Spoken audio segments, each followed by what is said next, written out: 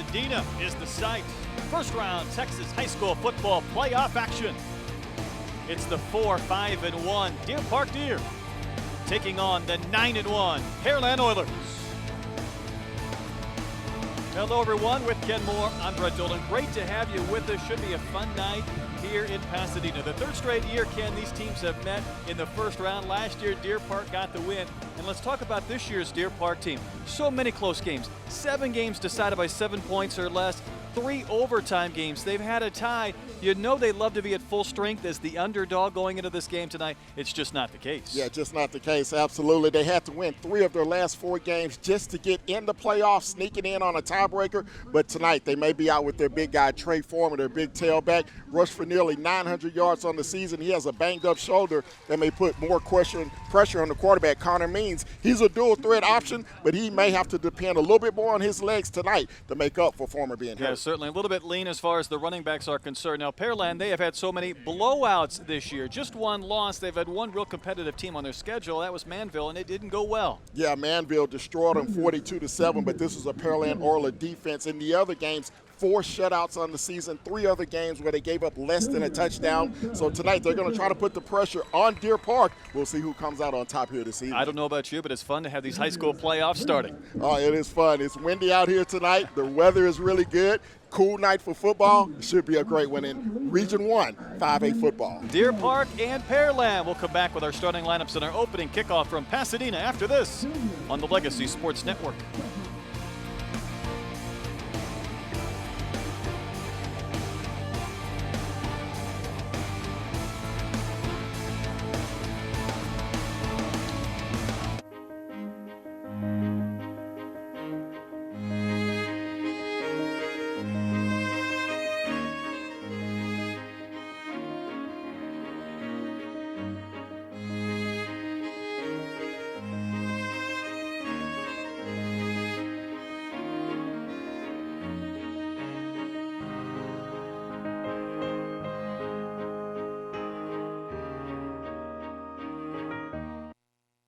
Football fans, I see a Raising Cane's tailgate in your sights. And I'm not saying it's going to be easy, but you have it in you to tackle that tailgate. To devour enough fresh, never-ever frozen chicken fingers and cane sauce to make tailgate history. Show thirst who's boss with sweet tea and lemonade. Not by the cup, but by the jug. Because this is our house. And today, you eat with the best of them. Raising Cane's, one love. Official sponsor of all things that make game day delicious. With our Name Your Price tool, people pick a price and we help them find a policy that works for them. Also, we've been working on something very special. One day, the world, no, the universe, will have the pricing power they deserve.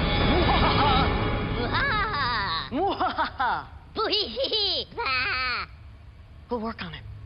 Watch on. At Neighbors Emergency Center, we don't just save lives, we save mothers, sons, best friends, little ones, running partners, wives. At Neighbors Emergency Center, you're not just a patient, you're a top priority. Neighbors Emergency Center, care that counts, experience that matters. If you're looking for the best selection of crawfish on this side of Louisiana, the Louisiana Crawfish Hut is the place to go. Our seafood selection will make you go home completely satisfied with our dishes, such as our oyster louie and hut platter, not to mention desserts that will cure your sweet tooth craving. The Louisiana Crawfish Hut offers any type of atmosphere you're looking for, whether day or night, 7 days a week with the best service you will find around. Come in and watch your favorite team on any of our 16 TVs. The Louisiana Crawfish Hut, located off Highway 90 in Crosby, offering the best that Louisiana has to offer here in Texas.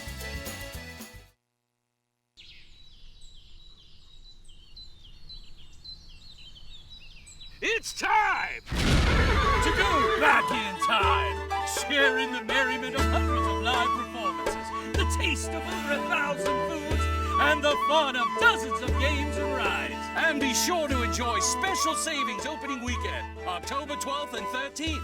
Brought to you by DeMontron Coca-Cola. Huzzah! Football Sunday. Time for some football. Gridiron time. Is brought to you by McDonald's, where the McRib sandwich is back for a limited time. McRib is back. Tender, juicy, real pork smothered in barbecue sauce. You wanna? Let's go.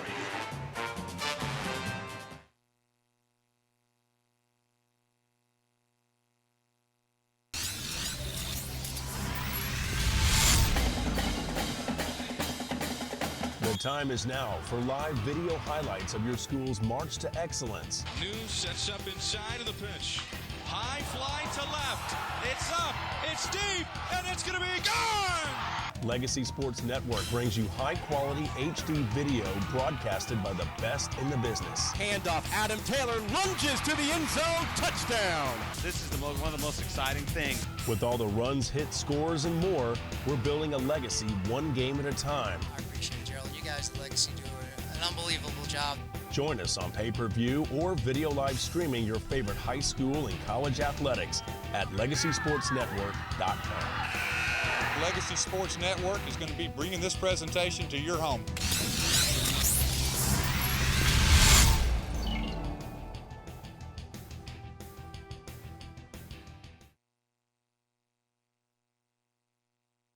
At Neighbors Emergency Center, we don't just save lives, we save mothers, sons, best friends, little ones, running partners, wives. daddies. At Neighbors Emergency Center, you're not just a patient, you're a top priority.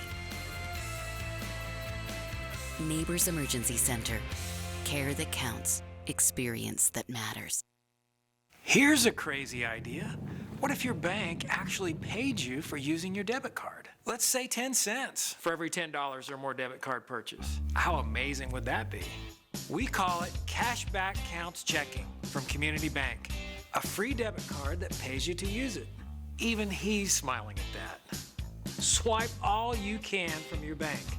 Community Bank of Texas. Bank where you live. If you're looking somewhere to do some custom embroidery, screen printing, or just find some awesome bling, then it's time to head to Trademark Images. They are located at 4126 Center Street in the heart of Deer Park and are open from 9 a.m. to 5 p.m. Monday through Friday. Trademark Images does just about everything on just about anything, from rhinestone tees to having your favorite school fan wear.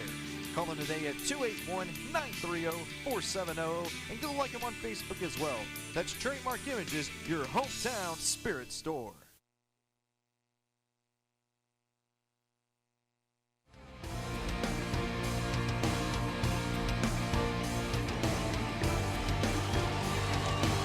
Light breeze, cool temperatures, playoff football weather in the greater Houston area tonight. Again, we're at Veterans Memorial Stadium in Pasadena.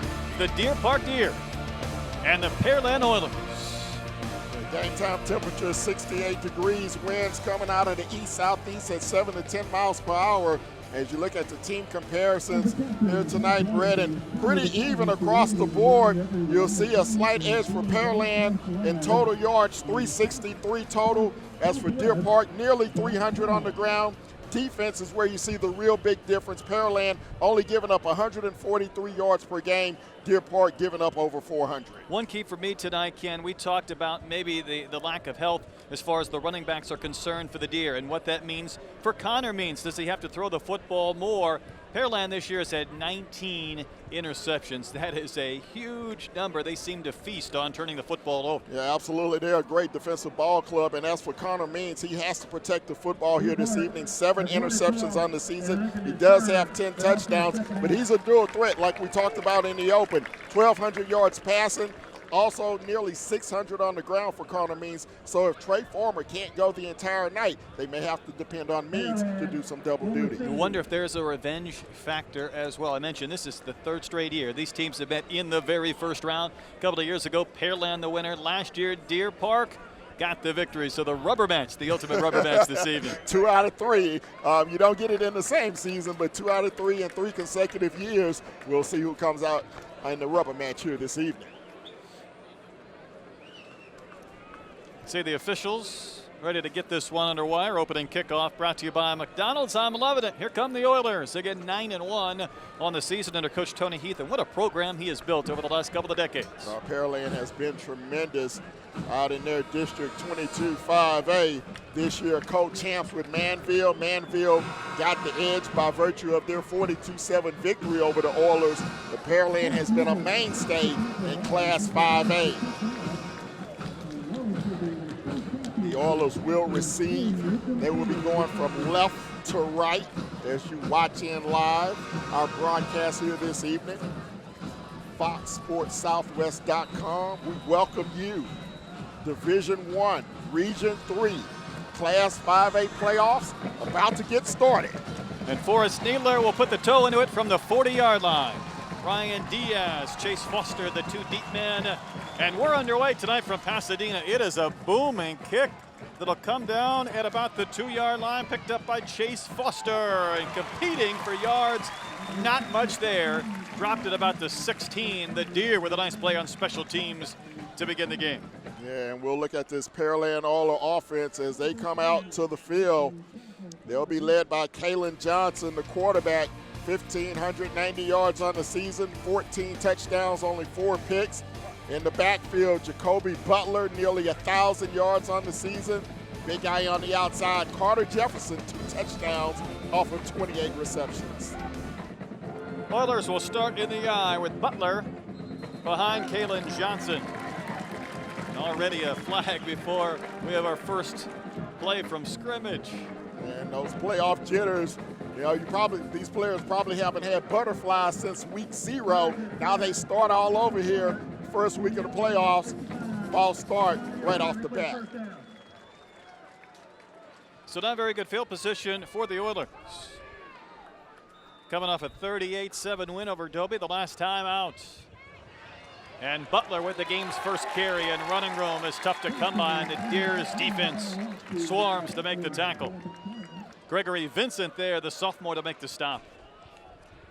Jacoby Butler on the season, as we mentioned, averaging over 10 yards per carry out of that pistol set. He has 18 touchdowns, does the young tailback. That's an amazing average.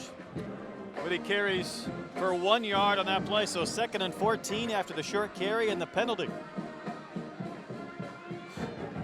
Kalen Johnson sets up to throw, locates an open man down the seam. Big yards and more. Jacoby Lewis to the 44 of Deer Park. What acceleration from Lewis once he caught that pass in stride from Kalen Johnson.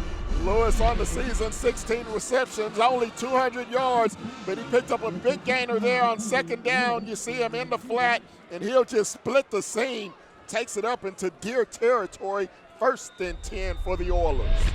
Huge gain once the Oilers went to the air. And again, Jacoby Butler runs into a wall of maroon jerseys. No gain on the play. You see the Deer trying to stack the line of scrimmage as we take a look at their defensive front. They'll roll with a 3-4, brought to you by State Farm. Tristan Guerra, Gregory Vincent, Reese Rainey. The front 3, the linebackers, Espinoza, Martinez, Cardenas, and Braun. The secondary, Page, Coleman, Herrera, and Brown. Pearland area State Farm agents, like a good neighbor. State Farm is there. No gain on that previous play. 2nd and 10. And that ball knocked away. Swatted backwards like J.J. Watt. It was Tim Espinoza, the senior linebacker, making a play. Great job by Espinoza, the senior, off the defensive edge. Couldn't get to the quarterback, put the big paw up and knocked it down. See it again here on our replay. Espinoza with his head up, got the arms up, made the play. So it brings up a 3rd and 10. Johnson, a very accurate passer, completing more than 60% of his passes this season. Needs to make a play here. The rush is on. He'll tuck and run. Flipped inside the 40. He's shy of the 1st down. Another nice open field tackle made to force a 4th down for Pearland. Yeah, Espinoza once again coming up big. Little stunt inside. He steps up in the pocket, did not pick up the first down. Decision time now for the Oilers on their opening drive. Oilers will keep the offense on the field, facing a 4th and 4. Everybody bunched up. Lewis will keep. Lewis down the sideline. He's gone. Touchdown, 38 yards. A 4th down play, and the Oilers begin the scoring. 4th touchdown this season for Jacoby Lewis. Once he got to the corner, Ken, he was gone. Well, just a little fake end around, and Lewis keeps it, and there's no one on the far sideline that's gonna get him, and he high steps into the end zone. Pearland strikes first. Good block by Zach Biegler on the corner to help create that seam. Nicholas Keller on to try and add the extra point. And the kick is on its way, and it is good from the hold of Connor Chittister. So the Oilers look like maybe they were going to be stopped. A 4th down drive, but they end up scoring a touchdown, 7-0 Pearland early from Pasadena.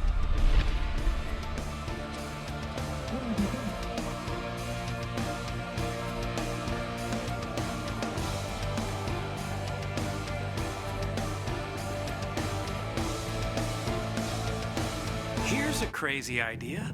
What if your bank actually paid you for using your debit card? Let's say 10 cents for every $10 or more debit card purchase. How amazing would that be? We call it Cashback Counts Checking from Community Bank, a free debit card that pays you to use it. Even he's smiling at that. Swipe all you can from your bank. Community Bank of Texas. Bank where you live.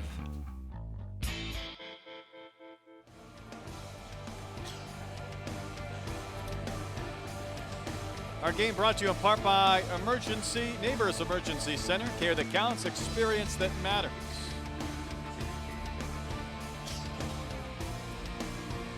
And by Raising Cane's. One Love.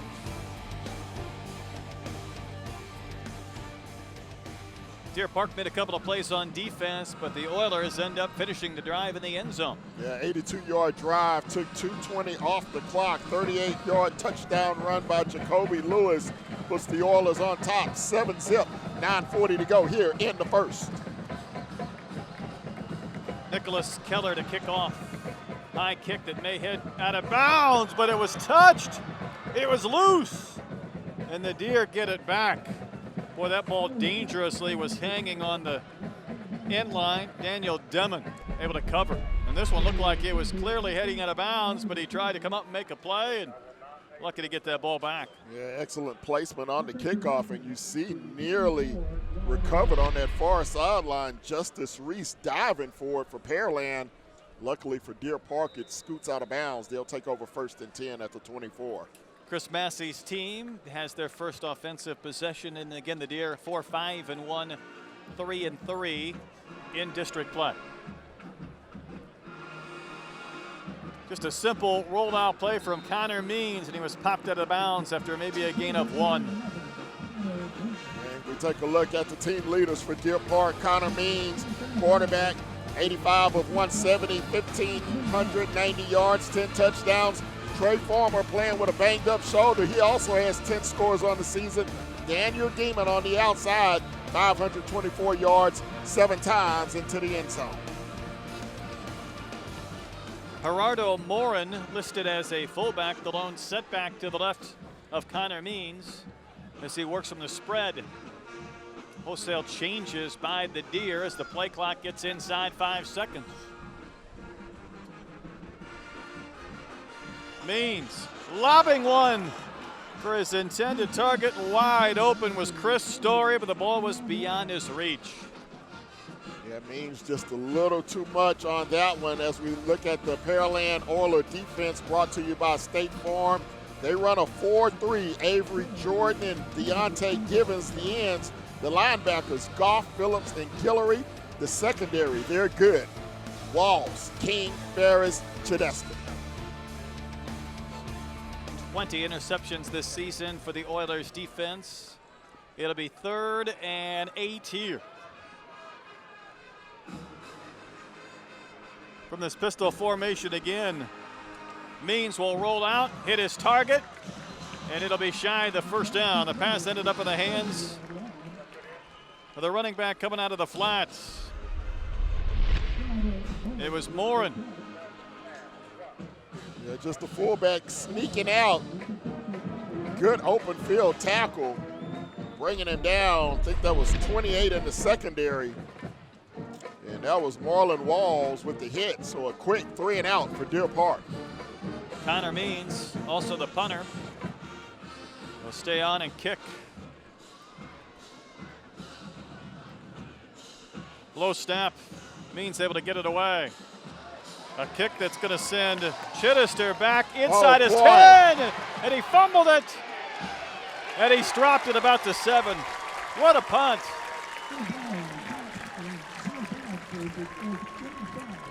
Excess of 60 yards. 65 with the roll, at another -7 on the bounce and the fumble, and Pearland with a 7-zip lead will start deep in their own territory. Boy, Chittister was at no man's land trying to make that play, so a tremendous punt flips the field, but it does give the Oilers the football back.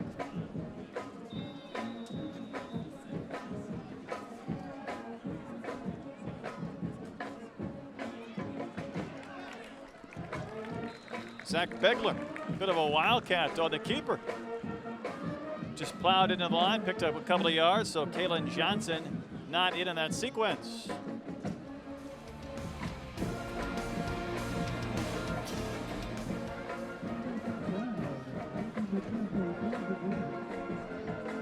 So Johnson back on the field now after that gain of 4 on the play.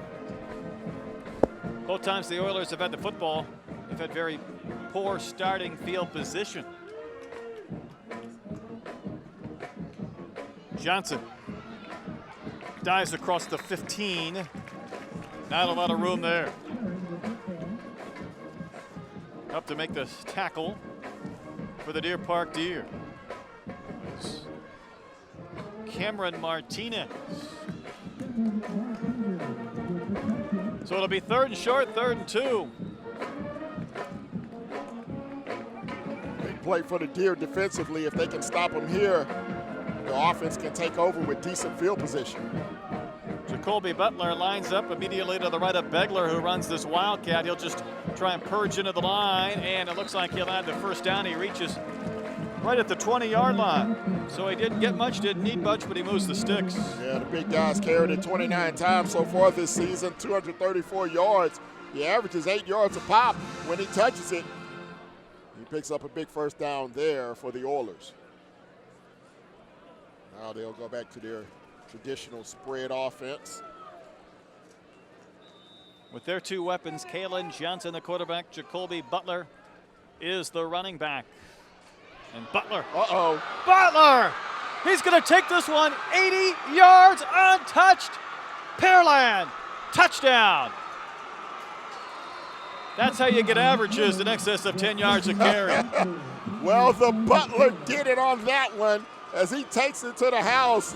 And the Pearland faithful on the sideline of the visitors, they like what they see so far. Just an inside dive. The defensive end went to the quarterback, and Butler takes it to the house. 80 yards, untouched. And once he got past the initial line of defense, there wasn't a Deer Park Deer player within 15 yards of him. 19th touchdown of the season for Jacoby Butler. Keller's extra point splits the uprights. An early 14-0 lead for Pearland, not even halfway through our first quarter. Here from Veterans Memorial Stadium in Pasadena.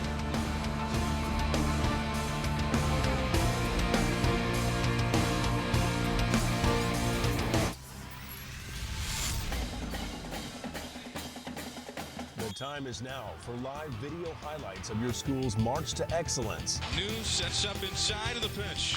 High fly to left. It's up. It's deep. And it's going to be gone.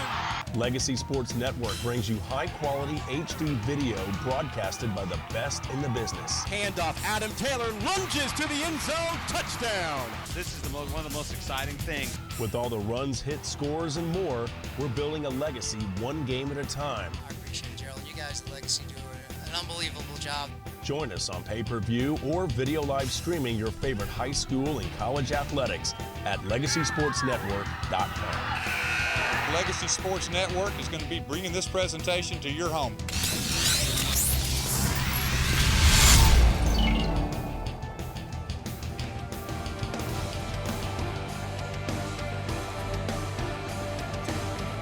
And there's your playoff standings. As we look at the bottom right, the winner of this game will take on the winner of tomorrow's game between Clear Springs and Fort Bend, Austin. Short kickoff covered by the Deer, and they'll have reasonable field position across the 30. Division I, always a very strong region down here in Region 3. So some big matchups going on this weekend. We'll keep you updated throughout the weekend on Legacy Sports. So Deer Park trying to climb out of a big hole, down 14-zip.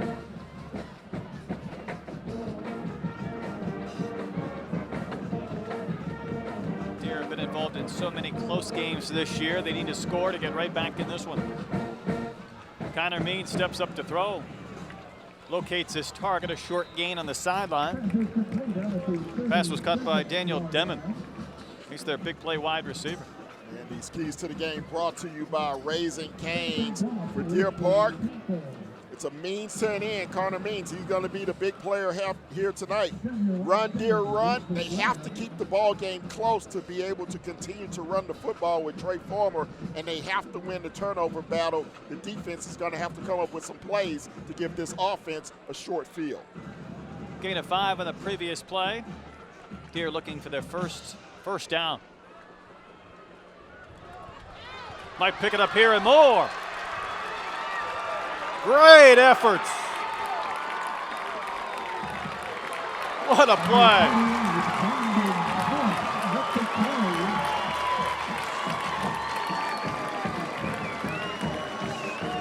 Jared Callis, the running back, a freshman. Well, we talked about the backup to the backup getting some action here tonight. And you see the backup to the backup, the big freshman, rumbling inside the Pearland 40, down at the 45. Big first down for Deer Park. You see him on the sideline there. Isaac Bonus has been getting a lot of carries in recent weeks. Apparently a little bit dinged up himself. There's Trey Farmer. He's loose. And Farmer carries to about the 27. Wondered how much we would see of Trey Farmer. Just shy of 850 yards on the season. Strong first carry. He picks up 19 on his first rumble of the night. What hurt shoulder? Watch him lower it and lower the boom in the secondary. Deer Park now getting fired up over here on the home side. Exactly what Deer Park needed in these last 2 carries. Big explosive plays, gets their team fired up and back in this game. And gets this crowd back involved as well.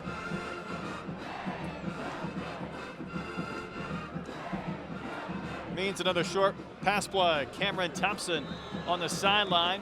Clock will continue to run. He's marked in bounds. High percentage pass play from Connor Means. Yeah, Means just working the short passing game here. Doesn't want to challenge that Pearland secondary deep unless he has a wide open receiver.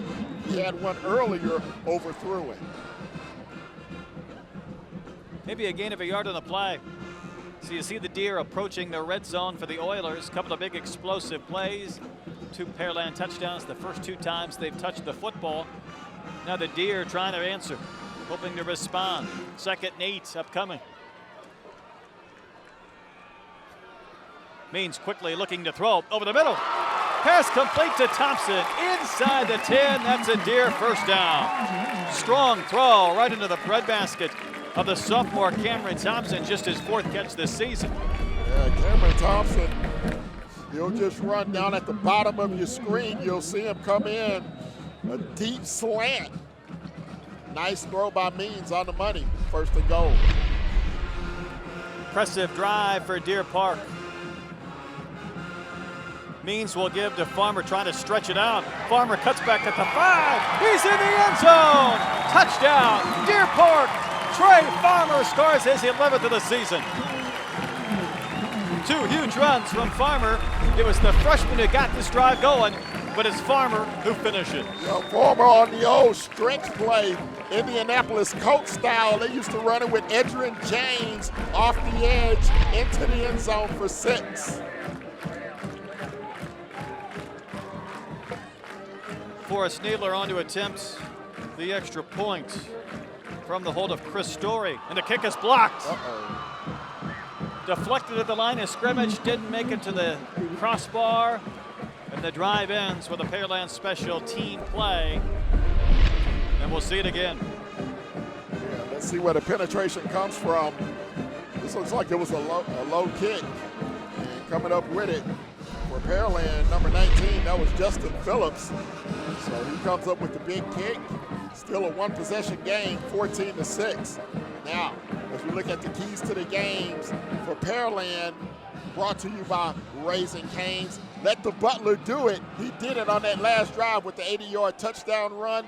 Don't look ahead. This is a team that they've played the last 2 years in the playoffs, and they want to keep their eye on the big prize, which is a state championship 6 weeks from now. Here's your quarterback comparison again. Connor Means just led that scoring drive. Kalen Johnson executed a couple of touchdown drives with some big plays on the running game. First 2 times Pearland touched the football. You obviously notice that Means runs a lot more than Kalen Johnson. Johnson a higher percentage passer of the 2. That was an excellent drive, a big drive by Deer Park. Keep this football game close here in the first period. Needler to kick off again. Ryan Diaz hoping for a chance to return. He'll do that from the 2. Diaz between the hashes with a head of steam. Diaz trying to make a play. Drop shy of the 40. Great special teams effort to start this sequence, and it was only a tackle made by Gunnar Herrera that maybe saved a touchdown. It's going to be an excellent return, give Pearland really good field position.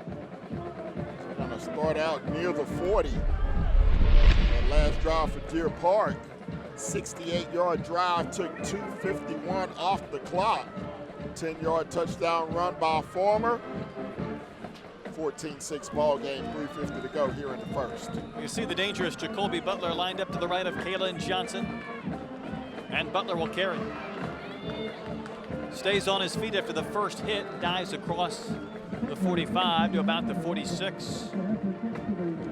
Pearland team that last year was 8-3, 6-1 in district play, but lost to Deer Park in the first playoff game. But what an impressive showing.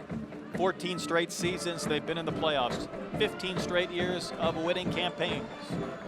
You know it was a disappointment to lose to Deer Park last year, and they got off to a great start this evening, now leading 14-6.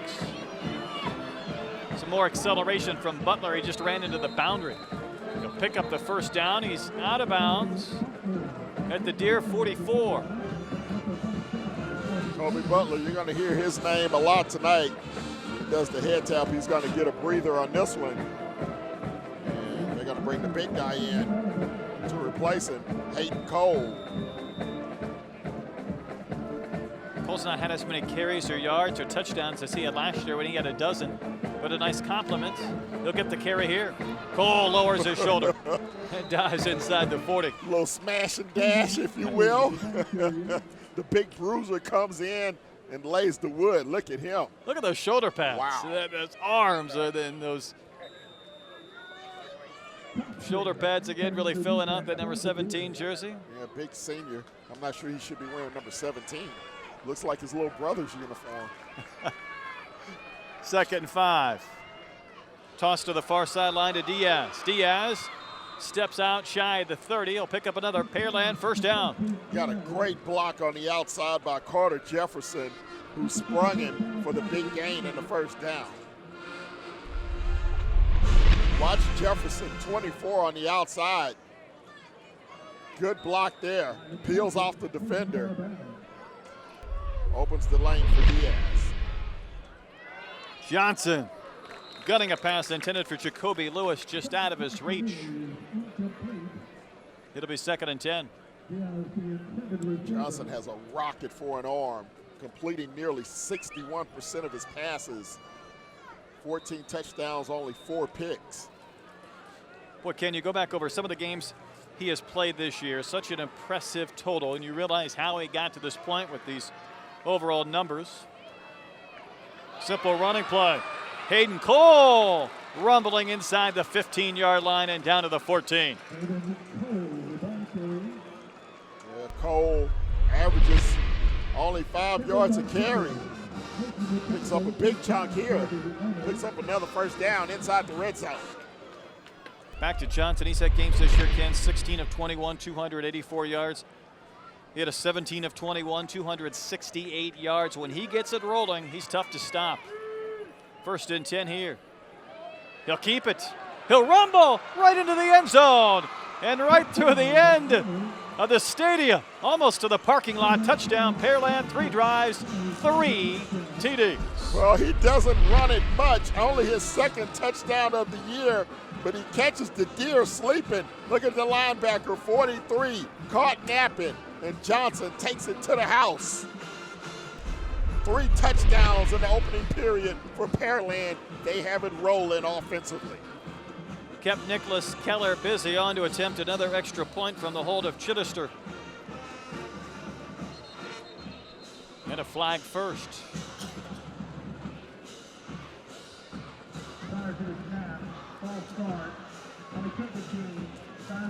Movement on the Oilers, that'll back them up 5 yards. We've seen a pretty clean opening quarter from a penalty standpoint. I believe that's only 2nd penalty of the ball game. We had one on the opening snap. Now I believe this is just the 2nd one. So good clean game so far from both teams. Gives Keller a chance to showcase his leg. High snap placement is made, and that kick goes booming through the uprights towards the scoreboard. 21-6. Pearland with the lead. 2:07 to play in our first quarter.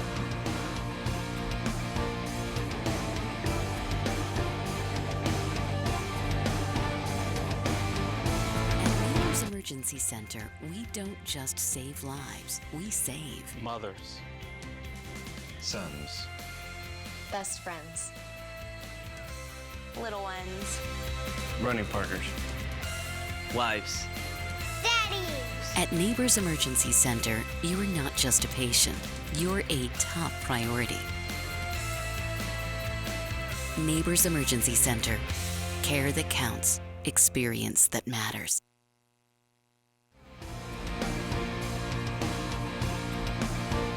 Our game brought to you in part by Allegiance Bank of Texas. It's not what we do, but what we do together that makes the difference. By Metter Staffing Services, our talent is finding yours. Game also brought to you in part by McDonald's, the Texas Invitational. 80 boys and girls high school basketball teams from across the state competing in the Premier Tournament November 21st through the 23rd right here in Pasadena. 3rd possession, 3rd touchdown for Pearland, 61-yard drive, 1:52 off the clock. Leo Avana up the left sideline and across the 20 before he's dropped. 14-yard touchdown run by Kalen Johnson. Oilers lead it 21-6. And again, this is a defense that if you give them a lead, they know how to take care of it. 4 shutouts on the season so far for Pearland. Part of what we mentioned in the open, they had a back-to-back 49-0 wins to start the season. They had a 62-0 shutout, a 43-0 blanking of Alvin back in October. Even last week, they gave up just 7 points. 2 weeks ago, of course, they played Manville. Their defense at times has been dominating this year. Connor Means and the Deer had an impressive drive in their previous sequence. They need another one. Farmer sprinting across the 25 to about the 26. And with talked about Trey Farmer. 848 yards on the season, averages nearly 6 yards a carry. He's a big battering ram. You get him into the open field with a head of steam behind him, he's very hard to bring down. Nice gain of 7 on that opening play, so it's 2nd and 3 for the Deer. Kind of means the senior quarterback directing traffic.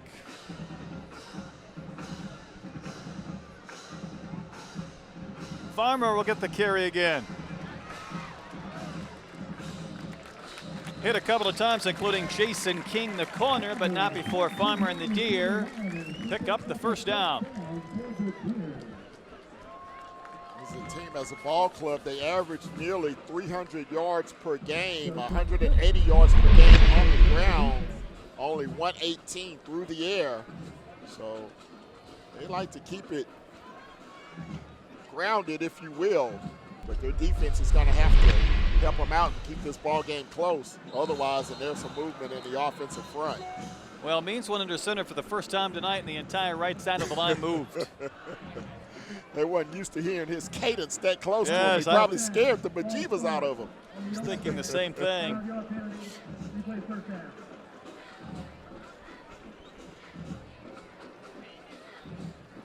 So the Deer will back up 5 yards, 1st and 15.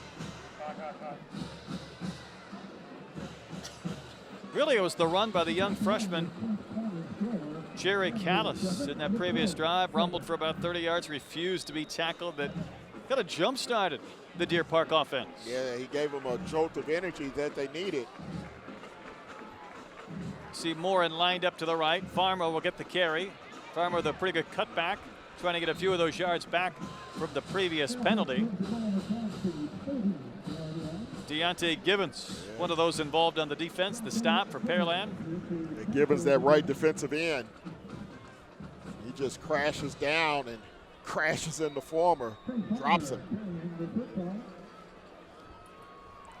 Possibly our final play here of a busy first quarter. 2nd down, 13 after that short gain in the previous penalty. This pistol formation for the Deer offense. Fake handoff to Farmer. Means just has to let one go. Good containment by the Pearland defense. Yeah, nobody home on that one. Good coverage downfield.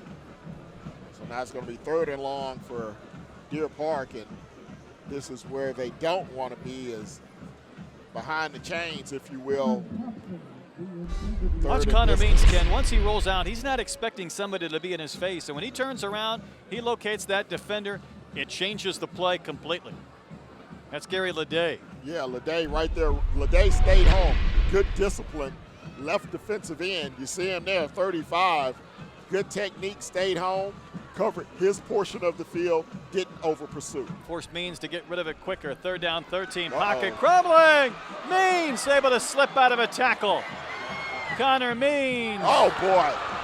Had one picked off and intercepted. Another INT by this Oilers defense. Their 21st this season. And the man on the receiving end was Marlon Walls.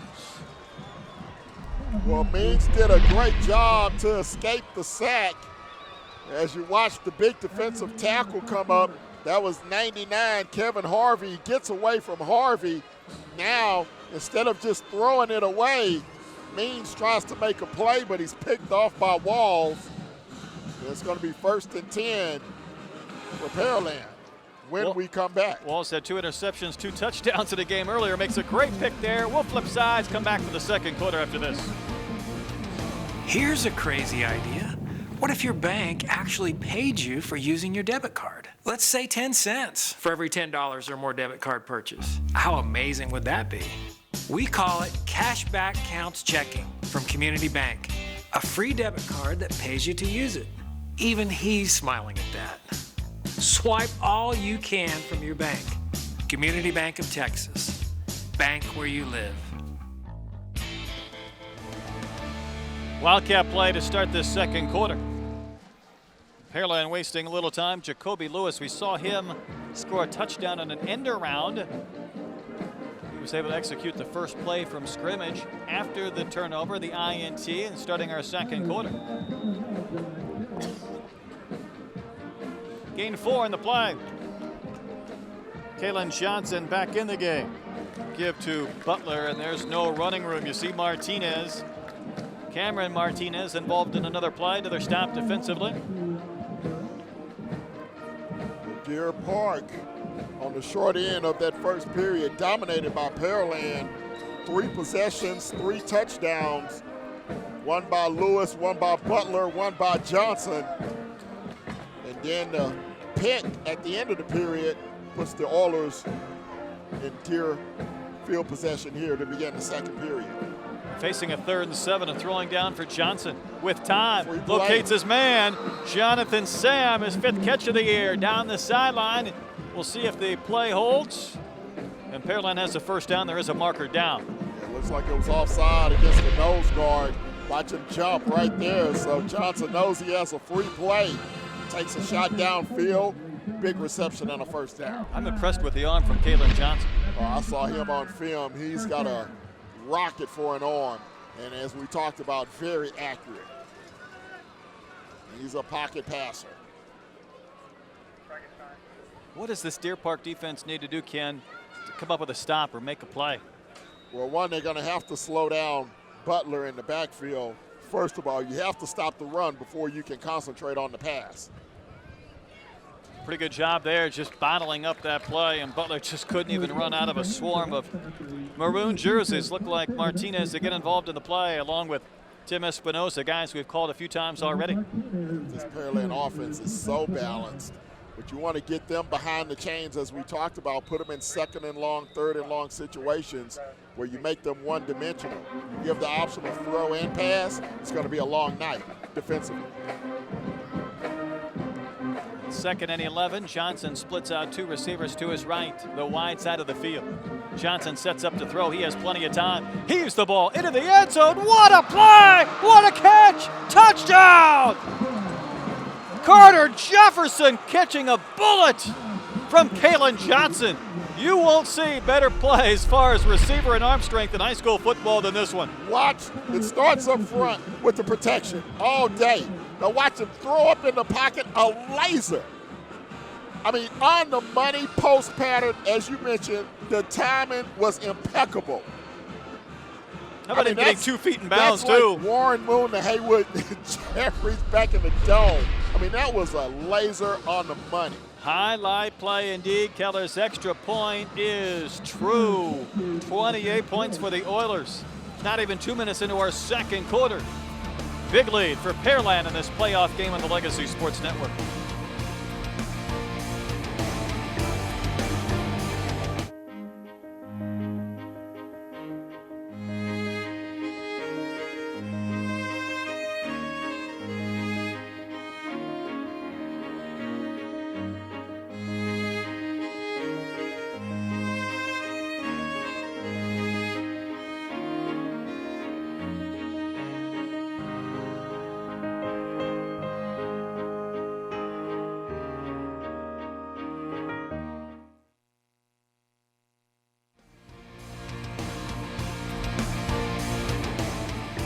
Our game brought to you by Gulf Coast Educators Federal Credit Union. More money, time, and peace of mind.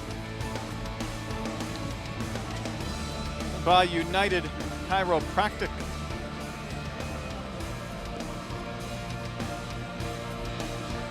And of course, State Farm, the Pearland area State Farm agents. Like a good neighbor, State Farm is there.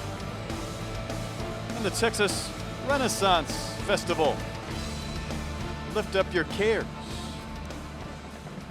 Wow, you talk about an impressive opening half for the Pearland Oilers. That drive after the pick, 47 yards, took a minute 57, 27-yard strike. Johnson to Jefferson, they lead it 28-6. And a booming kickoff sails through the back of the end zone. What can even more importance now for Deer Park to respond offensively and get points. And one thing you have to do with Deer Park, even though you're down by 3 touchdowns, you have to stay with the game plan. You have to continue to run the football, try to pick up a few first downs, let your defense get some rest. You need them on the sideline, not on the field. Keep Johnson and company on that far sideline. Hope they get rusty. or lose their rhythm, because they have been in rhythm so far this evening here in this first round playoff matchup from Veterans Memorial Stadium in Pasadena. Connor Means was picked on that previous drive, 8th time this year, nearly picked again, and he ends up completing his pass, and maybe lucky this one's still in his possession. Rifled one to the sideline, and you'll see it again. This was a dangerous play. Yeah, watch Caleb Ferris, the defensive back, little sidearm throw. Ferris jumped the route just a split second too late, or he may have been walking into the end zone with another Oilers score. For all that, Cameron Thompson made the catch for a gain of 2. Oh yeah, I forgot about the catch. It was nice. Trey Farmer lined up in the pistol as the Deer face a 2nd and 8. Farmer will carry. Now he's going down. Thrown down by Justin Phillips, and we haven't talked about Phillips yet tonight. He had the block of the extra point earlier. Last year, the defensive MVP in this district, committed to Oklahoma State. You see why with that type of strength and tackle. I mean, you throw down Trey Farmer, I mean, you have to be a pretty strong cat. Wow. Impressive Division I player is Justin Phillips. That's Big 12 football right there. Yes, it is. Loss of 1 on the play, so it's 3rd and 9, and now Means may have to go to the air. 2 receivers each side of the formation. Quick pass play. Pass complete to Colton Allen, but he's going to be dropped shy of the marker. In fact, very little gain whatsoever. Yeah, guess who? Justin Phillips came up to make the play once again. And that's exactly what Deer Park did not need, was a quick 3 and out. Forces Means to punt. Punting in the direction of Connor Chittister. The last time Means punted, it was in excess of 60 yards, but it was the other way with the wind. Now kicking into this swirling breeze towards Chittister.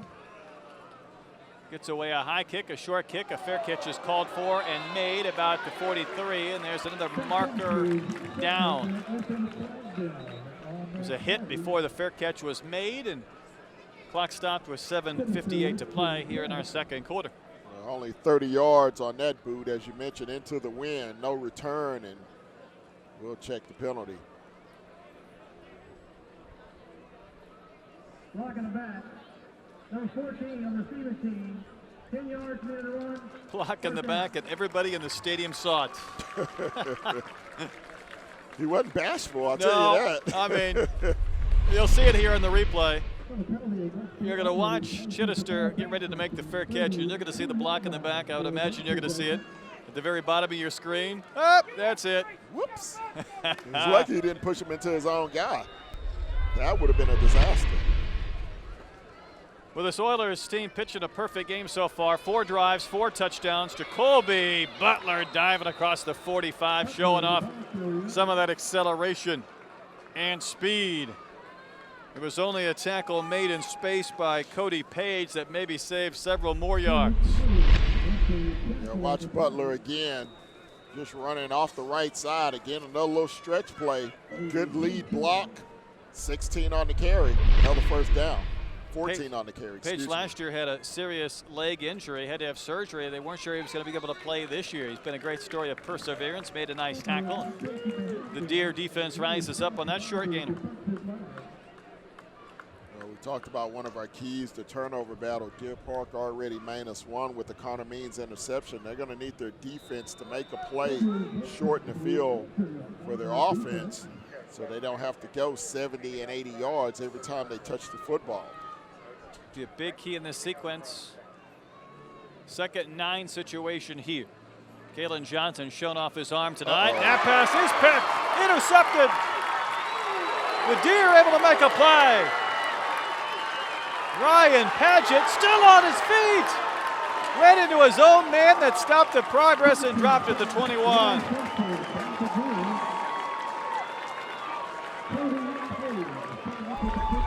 Well, Cody Page, I beg your pardon.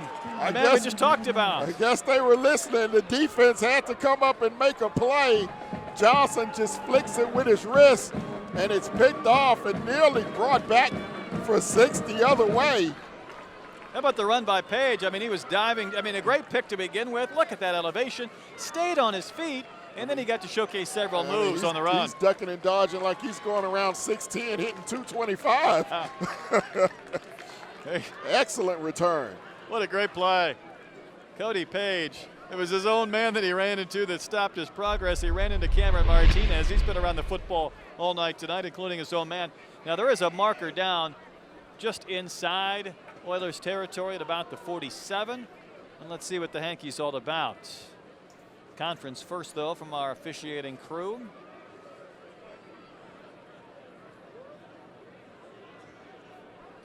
May wipe out part of the return, but I think Deer Park will retain possession. Just depends on where the Zebras choose to spot it. But nevertheless, this might just pick this one up. They have to capitalize and get into the end zone with this opportunity. So both teams with a turnover apiece, both interceptions. Pearland converted theirs into 6. We'll see if the Deer can do the same. Looks like they're going to wave off the penalty. At least they haven't marked it off yet.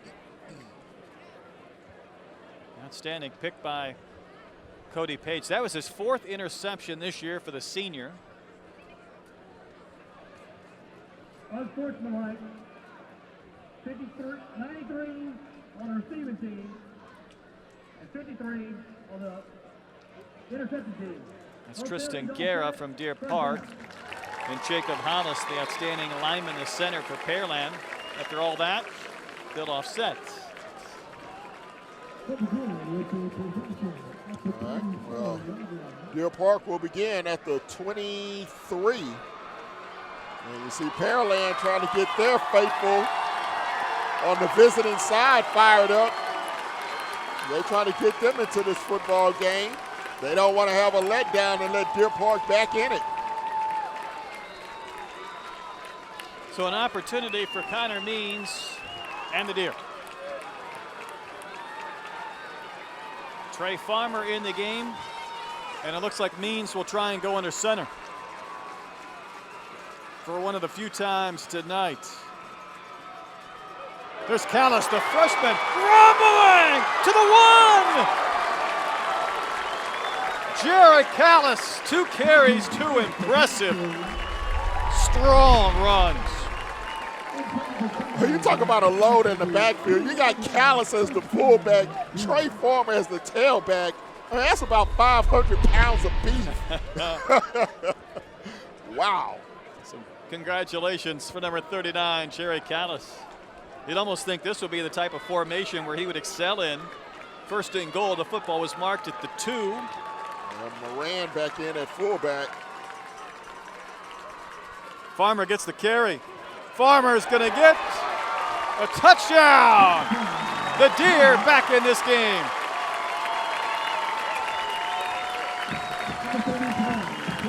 So the interception leads to points. And Trey Farmer had to fight for that last half yard. The first 1.5 came quickly. Last half yard, that was tough. Oh.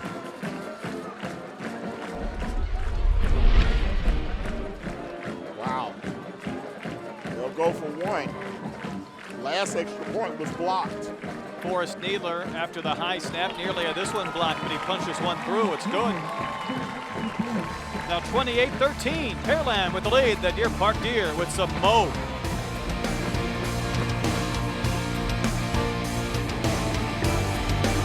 If you're looking somewhere to do some custom embroidery, screen printing, or just find some awesome bling, then it's time to head to Trademark Images. They are located at 4126 Center Street in the heart of Deer Park and are open from 9 a.m. to 5 p.m. Monday through Friday. Trademark Images does just about everything on just about anything, from rhinestone tees to having your favorite school fan wear. Call them today at 281-930-4700 and go like them on Facebook as well. That's Trademark Images, your hometown spirit store.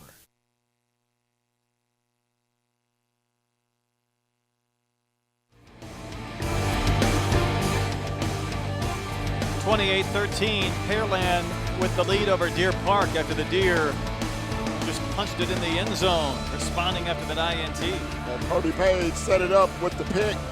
23-yard drive, only took 2 plays. 2-yard touchdown run by Trey Former.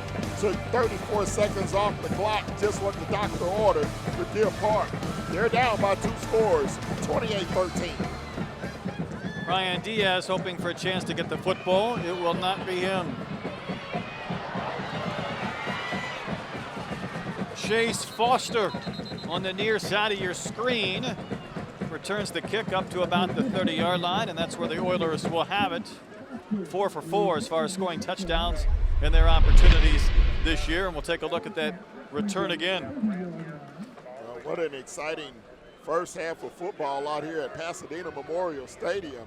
As you look at the return, Pearland will begin at their own 30. 4 out of 5 possessions they've scored so far, but the 5th resulted in a turnover picked by Kalen Johnson. He puts a man in motion, first down. Butler lines up to the right of Johnson, and Johnson to throw. Jacoby Lewis tried to stay on his feet, but he was whistled down. Tried to pop up quickly, but he didn't sell it enough to the officials. Marked down after probably what'll be no gain on the play. Let's take a look. Let's see if his knee did indeed hit the turf. Here's the hit. Yeah, no. Might have been that elbow or that arm, or that forearm counts. Maybe his elbow hit it. His knee did not touch. Did not at all. You see the hit. You saw the reaction from Jacoby Lewis. He thought that was a live play. No gain, 2nd and 10. Johnson with a drop and completes. Connor Heath should have the first down, picks up 12 on that pitch and catch. Connor Heath is also the backup quarterback, big-bodied wide receiver when he's put out in formation, and able to move the sticks for Pearland. Johnson trying to operate. He has the wind behind him here in the second period, so they may try to take advantage of it. A little over 5 minutes to go here before halftime. Little play fake, going up top again. Pass complete at midfield. It's Jacoby Lewis. Boy, he's dangerous in space. Dropped at the 41, another Pearland first down. Hey, Jacoby Lewis, he's quick as a hiccup. Watch him here. Good throw by Johnson. Spin move there. And watch him hit the little C button here and spin back the other way. Making some men miss. Butler runs into a pile and carries to about the 39. Gain of 2 on the play for Pearland. That's a play that Deer Park has been able to stop tonight. That run right into that middle of the line. They bottled that one up. Trying to make some substitutions now on the far sideline. Good look at Hayden Cole, number 17, and Zach Bigler, number 11, and the quarterback, Kalen Johnson. 2nd down, we'll call it 7 ago. 2 receivers to the right, that's the short side. Head of steam for Hayden Cole. And he's dropped maybe 1.5 yards shy of the marker. And we'll go inside 4 minutes here in our second. Yeah, see if Deer Park defensively can come up with another stop. Pearland outside of the turnover, they've moved that wheel. Now they go to the Wildcat. Bigler off the right side of the line, and he'll pick up the first down. He's done that a couple of times tonight, needing short yardage. Plunging into the line and moving the sticks. Yeah, he's quite a weapon. You see the overload to the right. He just goes over the right side. Easy first down.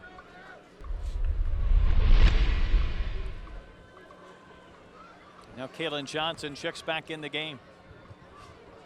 3 receivers at all in this formation. Both quarterbacks in now. Even from the pistol, Johnson will drop. He'll fire into the end zone. That ball went through the hands of Carter Jefferson. He made a great catch on a play at the back of the end zone in the previous drive. Looked like for a split second they were going to work their magic again. Good defensive play down here on the bottom of the screen. Devontae Coleman in coverage forces the overthrow. Little hand to the face. He never turned around. He could have got a PI call on that because he never turned his head to look for the football, but he got away with it. Well, Jefferson still had that ball deflect off his fingertips off the gloves. Just about found a way to make a catch in traffic. Butler able to stay on his feet. Is he still on his feet? Yes! Jacoby Butler will not go down. And he steps out at the 12. Now let's watch this one again. Remember a couple of plays ago on the outside, ref said the receiver was down. Let's see if Butler was down. He gets hit by 3 deer, falls on top of one. Couldn't see from our angle if his knee hit the ground or not, but apparently it didn't, and he kept motoring. It'll be 1st and 10 for the Oilers. I don't think the knee did. Now, if the elbow did, the forearm, that would be considered down. We couldn't tell from that play. Johnson a busted play, and he's still going to get positive yards. As he's covered up at about the 10, he gains a yard or 2. What could have been a disastrous play. You have to give this Deer Park Deer defense credit for making some big hits, but you have to give the Pearland Oilers players even more credit for staying on their feet and keeping those plays alive. Yeah, you have to wrap up. And again, you see the strength, not only the speed of these skill position players for Pearland.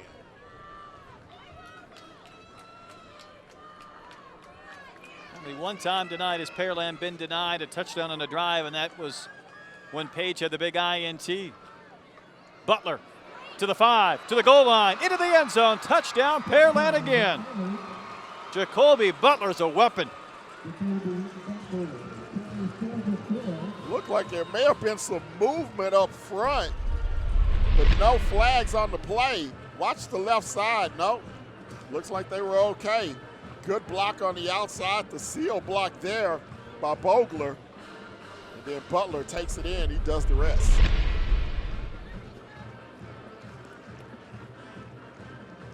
Butler began the night with 18 touchdowns. He's added to that total. We still have 2 minutes plus to go in the half. And the extra points from Nicholas Keller. Good again. 35-13, Pearland with the lead. Back to Pasadena after this.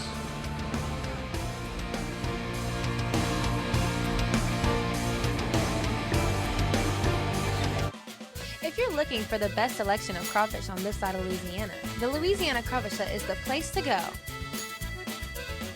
Our seafood selection will make you go home completely satisfied with our dishes, such as our oyster louie and hut platter, not to mention desserts that will cure your sweet tooth craving.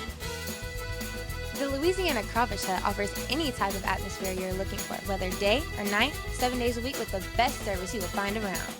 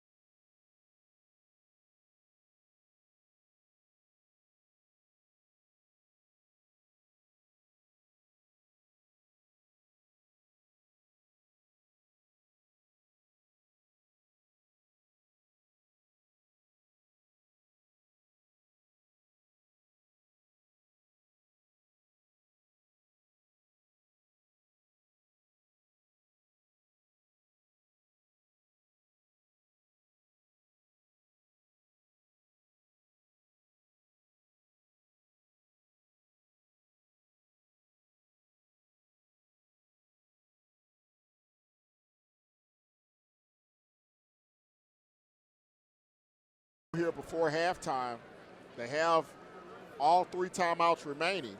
So the best case scenario is a 2-minute drive, you score, then you get the football to begin the second half. Take that down, score, you have the opportunity to pick up 14 points without Pearland touching the football. So that's your best case scenario. Let's see if they can execute it. I see you working.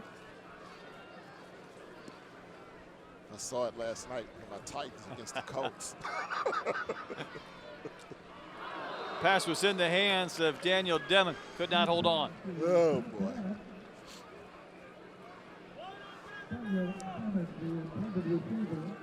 Demon's had some big catches this year. In fact, he's averaging over 25 yards a catch. He has some huge plays. This would have been a nice gainer right there. Have you heard footsteps?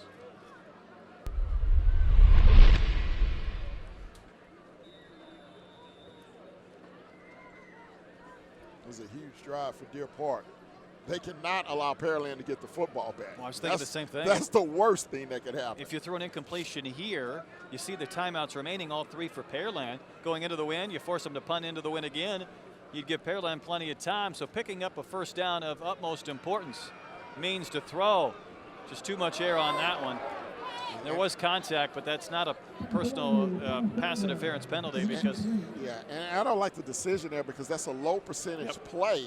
You know, you want to go to that short passing game, at least try to pick up 5-6 yards, put yourself in a 3rd and short. I mean, you're going one-on-one against a great cover guy on the far side. That's a very low percentage play that time by Connor Means. So again now the clock has stopped and even 2 minutes to go in our second quarter, 3rd and 10. So even if you run the football and don't get the first down, Pearland could easily call timeout, get the football back in very good field position. Yeah, both teams with all 3 timeouts. Oilers in nickel coverage. Oh, Means pass wasn't even close to Daniel Devon. He got dropped. I mean, he got popped by Stephen Guillory. So instead of a best case scenario, a worst case scenario unfolds for the Deer. I mean, I don't believe 15 seconds went off the clock this entire drive. They took over at 2:18. They ate up. A little more, not much. 24 seconds is all they ate up. Wow.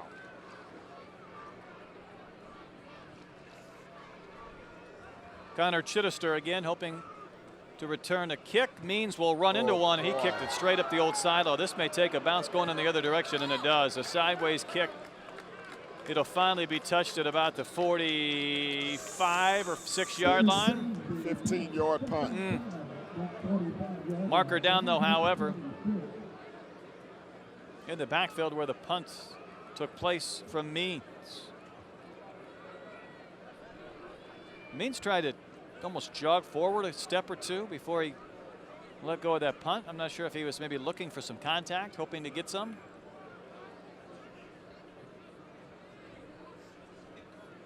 Well, that was the case. Wow. Talk about a huge break for the Deer. Take a look at it. What's this run? Yeah, a little hop and a skip. Really? Oh, I don't think so. Serious? Oh, I don't think so. Stephen Guillory was there. If that's the number I'm picking up, 45. Oh, boy. Seemed like he got kicked below the belt and he got whistled. Flag for the penalty. That was a double-edged sword on that one.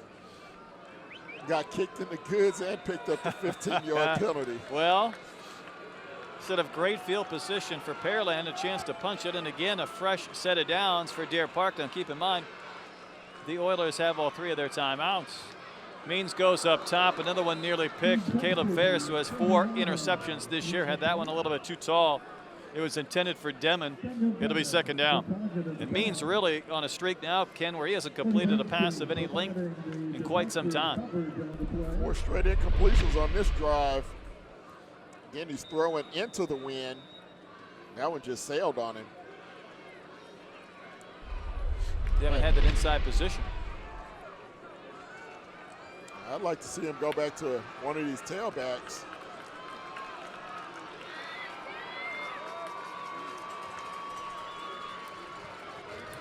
To the big fella. There you go, rumbling again, carrying for about 10. If you have 3 timeouts to stop, the clock is going to stop. Every time you pick up a first down, you can still run the football here. Jerry Callis, he's had a handful of carries today, and every one has been fun to watch. Look at a measure. That's why the clock is stopped. Knee right at that marker. Hard to believe that young man's a freshman. He's a big boy.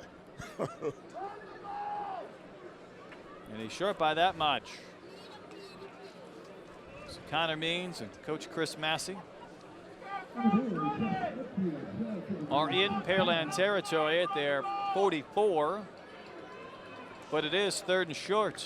A lot of brisket and sausage on his lunch menu every day. Callis is in the backfield. Means will try and gain it himself, and That pile will move forward enough to move the sticks. Clock stopped with 1:24 as they unpile and move the markers.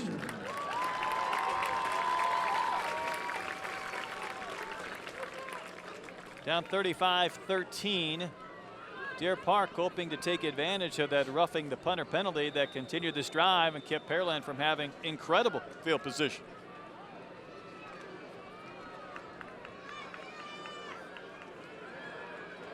I want to see Jerry Callis carry at least one more time in this half. Won't get that chance here. Means running. Got to get rid of it. Oh dear, that's going to be grounding. That ball didn't come anywhere near the line of scrimmage, and he's inside the tackle box. Means is hurt. Means is down. Let's hope he's okay. Wow. Connor Means just didn't feel this pressure coming from behind Ken, and it was a sandwich. Jeez. I mean, watch it here. Two coming from the backside, and they just make a Connor. Ooh, he got twisted. Oh, boy. And you see his knee. And you hope it's not a lower leg injury. And we talked about in the open the injuries that Deer Park was going through. We'll get an update when we come back here on the Legacy Sports Network.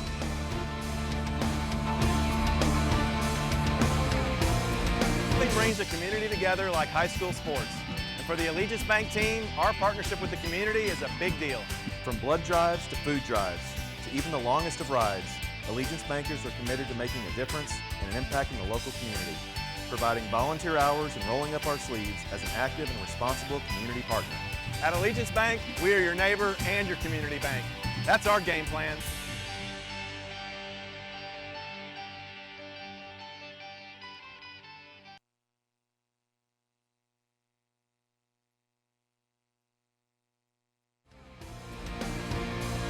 News for Connor Means, up and walking off under his own power, albeit with a limp. And boy, that was an ugly looking tackle and sack. For all that, he was flagged for an intentional grounding. There's nowhere to go right here. Two things. Luckily, he's okay, able to limp off. And then secondly, lucky that it wasn't a lateral and going the other way. Lost 17 yards on the play. And now we're going to get one of those running plays into the line. The quarterback was Cameron Thompson, and we've seen him involved in other aspects tonight, but he is taking over for Connor Means. Yeah, Thompson on the season, only 11 of 19 for 113 yards, no touchdowns, no interceptions. He'll play running back, he'll play receiver.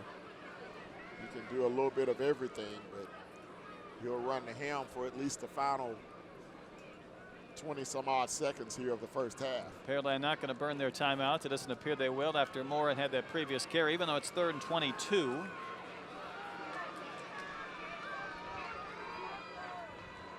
We'll see another running play. This time yards a little tougher to come by for Callis. Up across the 45. That'll probably do it in our first half. You see the seconds tick away, and that is the end of our first half from Pasadena. This bi-district playoff matchup. Pearland's been impressive early. They lead the Deer Park Deer at the half by a score, 35-13.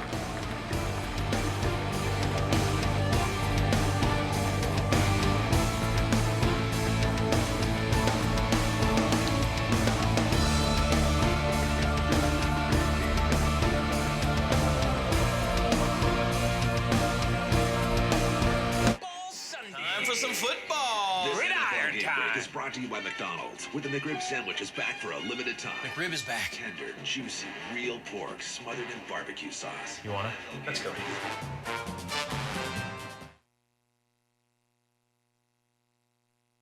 At Neighbors Emergency Center, we don't just save lives, we save mothers, sons, best friends, little ones, running partners, wives. At Neighbors Emergency Center, you're not just a patient, you're a top priority. Neighbors Emergency Center. Care that counts, experience that matters. If you're looking somewhere to do some custom embroidery, screen printing, or just find some awesome bling, then it's time to head to Trademark Images. They are located at 4126 Center Street in the heart of Deer Park and are open from 9 a.m. to 5 p.m. Monday through Friday.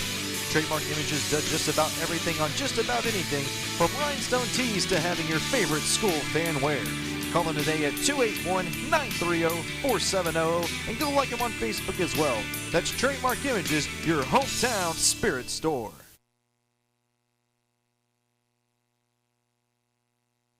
More and more business owners and individuals are discovering the Allegiance Bank Texas difference. A local community bank, Allegiance Bank realizes that every customer is unique and take the time to understand your banking needs. With extraordinary products and services, Allegiance Bank offers the personal treatment you thought went out of style.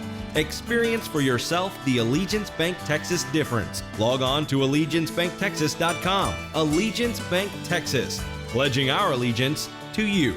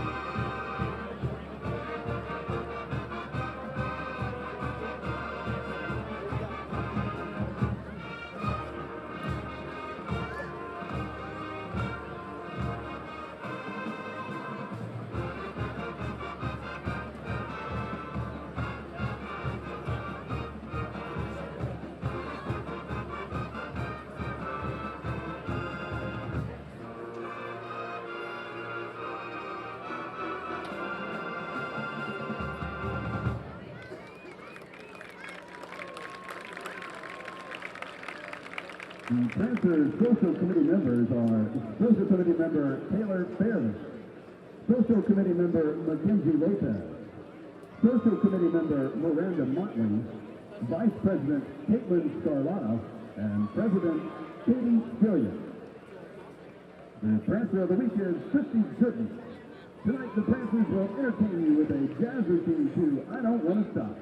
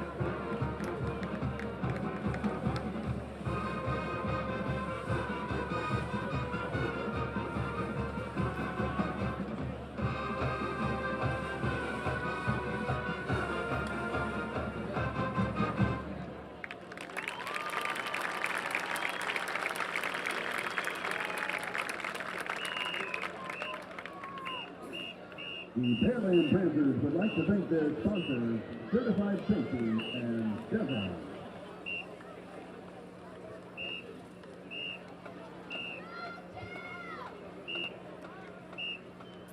And now, ladies and gentlemen, please welcome to the field the pride of Pearland, the Pearland High School Marching Band.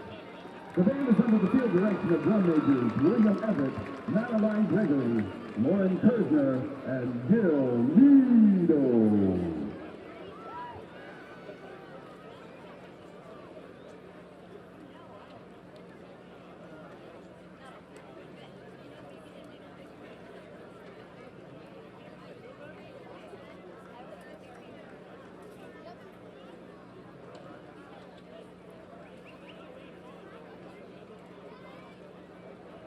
The Pride of Pearland would like to take this opportunity to honor and recognize all past, present, and fallen armed service members. The band requests that all veterans and current members of the United States military please stand and be recognized during the Pride of Pearland's performance of Salute to Freedom.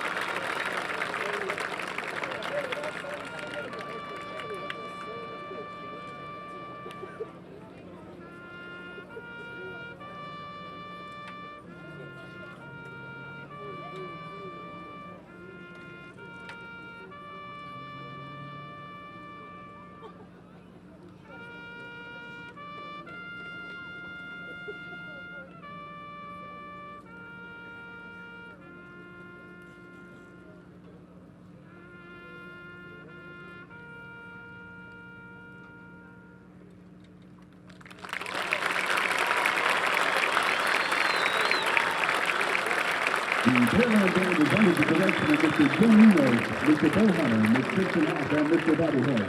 The color guard is led by Mr. Christopher Smith.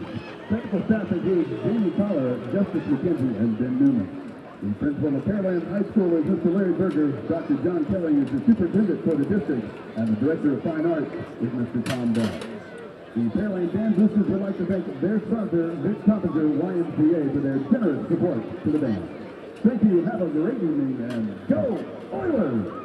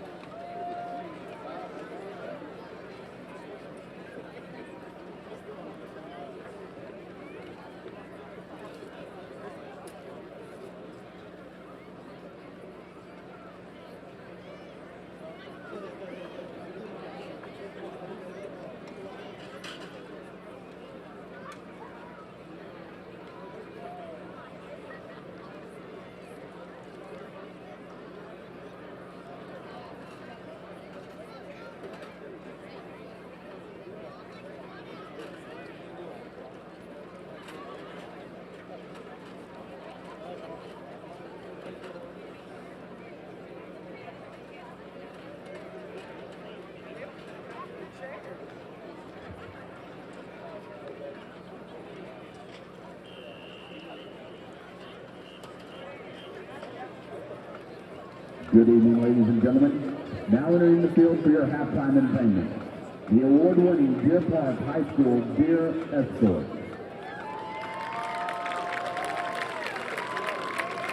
The 2013-2014 dance officers are Lieutenant Peyton Fornegay, Lieutenant Emily Nassif, First Lieutenant Erica Thigpen, Co-Captain Allison Stenberg, Co-Captain Ashley Whiteman, Major Reagan Davis, and Colonel Madeline Bernard.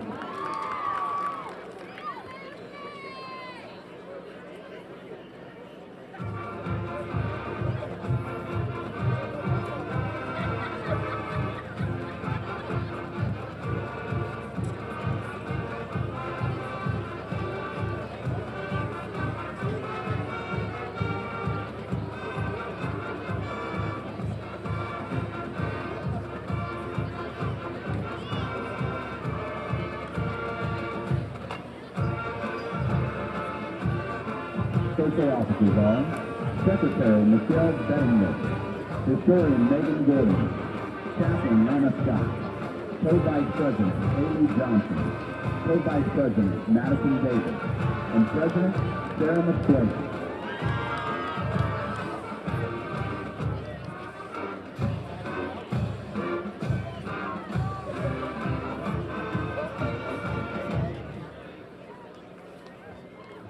The Deer Escort Social Officers are Secretary Michelle Bettinger, Historian Megan Gordon, Chaplain Lana Scott, Co-Vice President Haley Johnson, Co-Vice President Madison Davis, and President Sarah Mesqueda.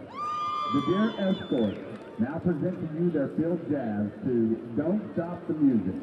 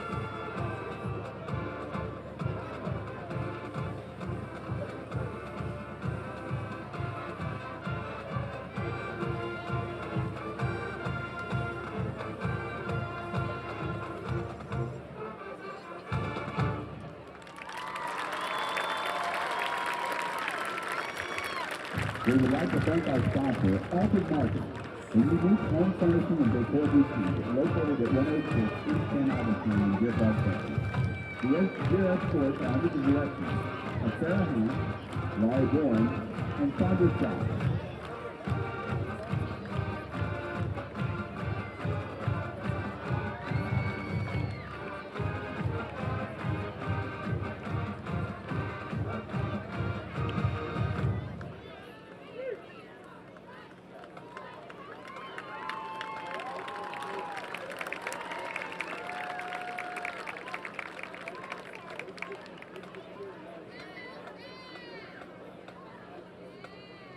Tonight we proudly present the 2013 Deer Park High School Band. The band is under the field direction of drum majors Jay Park, Marlo Lamb, and Laura Patino. Time and again, ordinary people have served our nation in extraordinary ways so that all Americans can pursue the happiness our founding fathers envisioned. By their service, they have kept America strong, and they have protected our way of life for more than 2 centuries. At this moment, men and women of the Army, Navy, Air Force, Marines, and Coast Guard are serving around the world.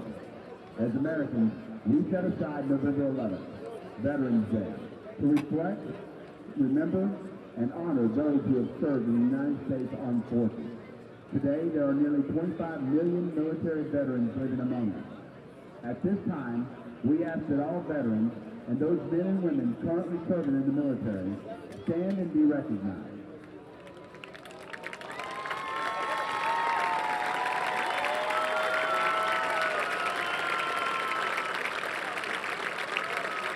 Tonight we feature Marches of the Armed Forces, honoring all branches of the military: Marines, Army, Coast Guard, Air Force, and Navy.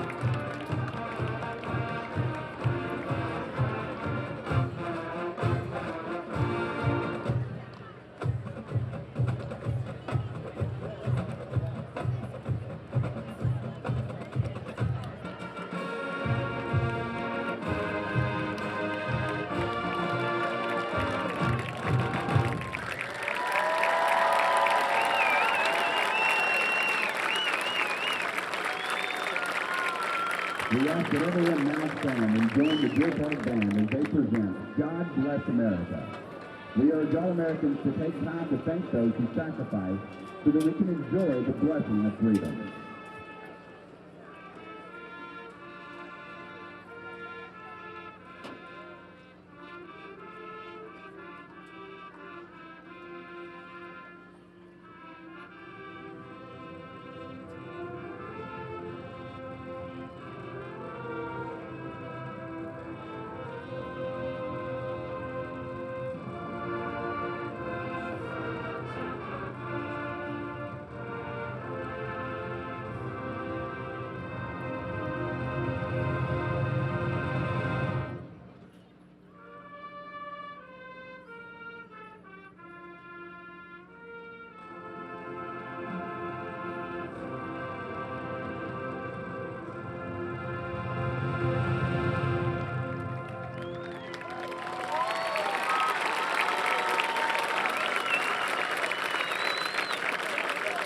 Ladies and gentlemen, the 2013 Deer Park High School Marching Band and Deer Escort. The band is under the direction of Gary Hebert, Gene Coupion, and Paul Parker, assisted by color guard instructor Brandy Ball, percussion instructors Joe Bean and Tom McGuire. Junior high directors are Sidney Hebert, Jeff Murphy, Dan Pendergrass, David Dobson, Jordan Goldman, and Clinton Petrie. Executive Director of Fine Arts is Barry Talley. High school principals are Dr. Rhonda Cuba, Ernie Salazar, and Clyde Starkey.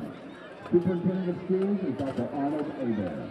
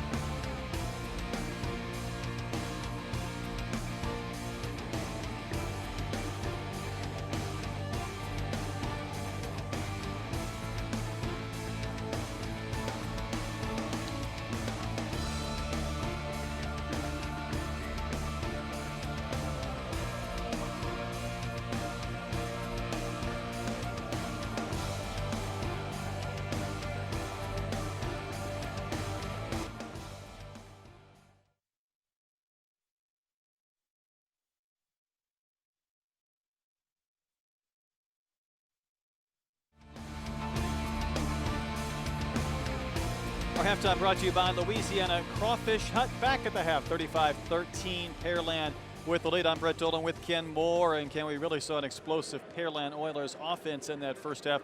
Only the INT by Johnson kept them from maybe being perfect. Yeah, 35 points in the first half, scored on 5 of their 6 possessions. As we look at some of the numbers here in the first half, Caleb Johnson, the quarterback, 7 of 11.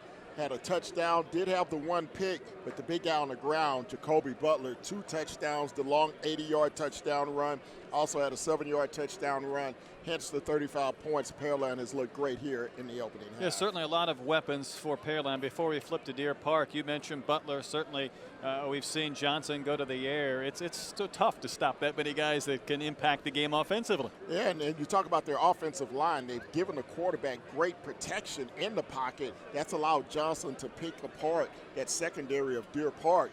A couple of, as we mentioned, a big touchdown pass, that laser to Jefferson, that was just a money shot in the end zone, in the back of the end zone. So they've looked great so far in the Deer Park defense. They're really going to have to make some adjustments here at halftime. As far as the Deer Park offense concerned, down 14-0, they found a way to get a score. There was another time it looked like maybe you could count them out. They found a way to score a touchdown after the interception, the one mistake the Pearland offense made.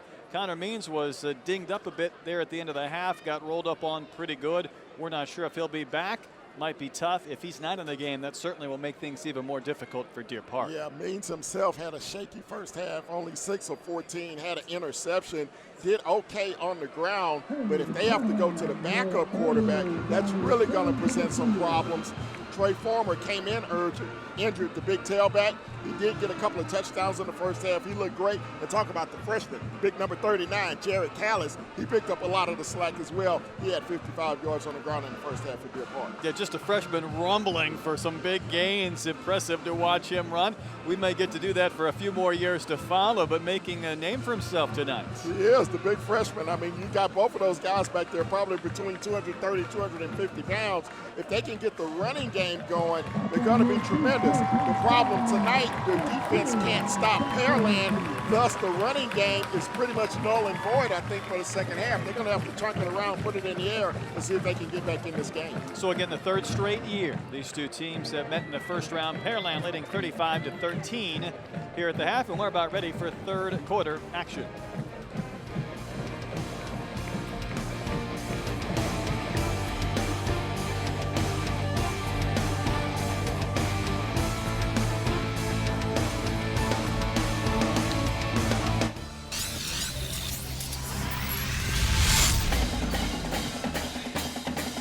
The time is now for live video highlights of your school's march to excellence. News sets up inside of the pitch. High fly to left. It's up. It's deep. And it's going to be gone. Legacy Sports Network brings you high-quality HD video broadcasted by the best in the business. Handoff, Adam Taylor lunges to the end zone, touchdown. This is one of the most exciting things. With all the runs, hits, scores, and more, we're building a legacy one game at a time. I appreciate it, Gerald. You guys at Legacy do an unbelievable job. Join us on pay-per-view or video live streaming your favorite high school and college athletics at legacysportsnetwork.com. Legacy Sports Network is going to be bringing this presentation to your home.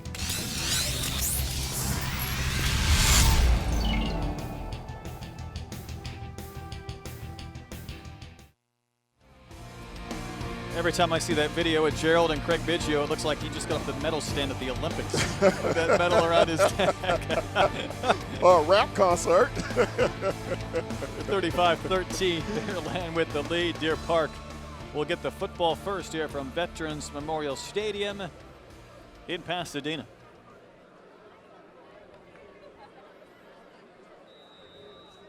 We'll get an indication early whether Connor Means be able to play. Demon and Ovali switch sides. Pearland will have the win at their back here in the third. Demon across the 20 and covered up quickly. So adequate field position for Deer Park.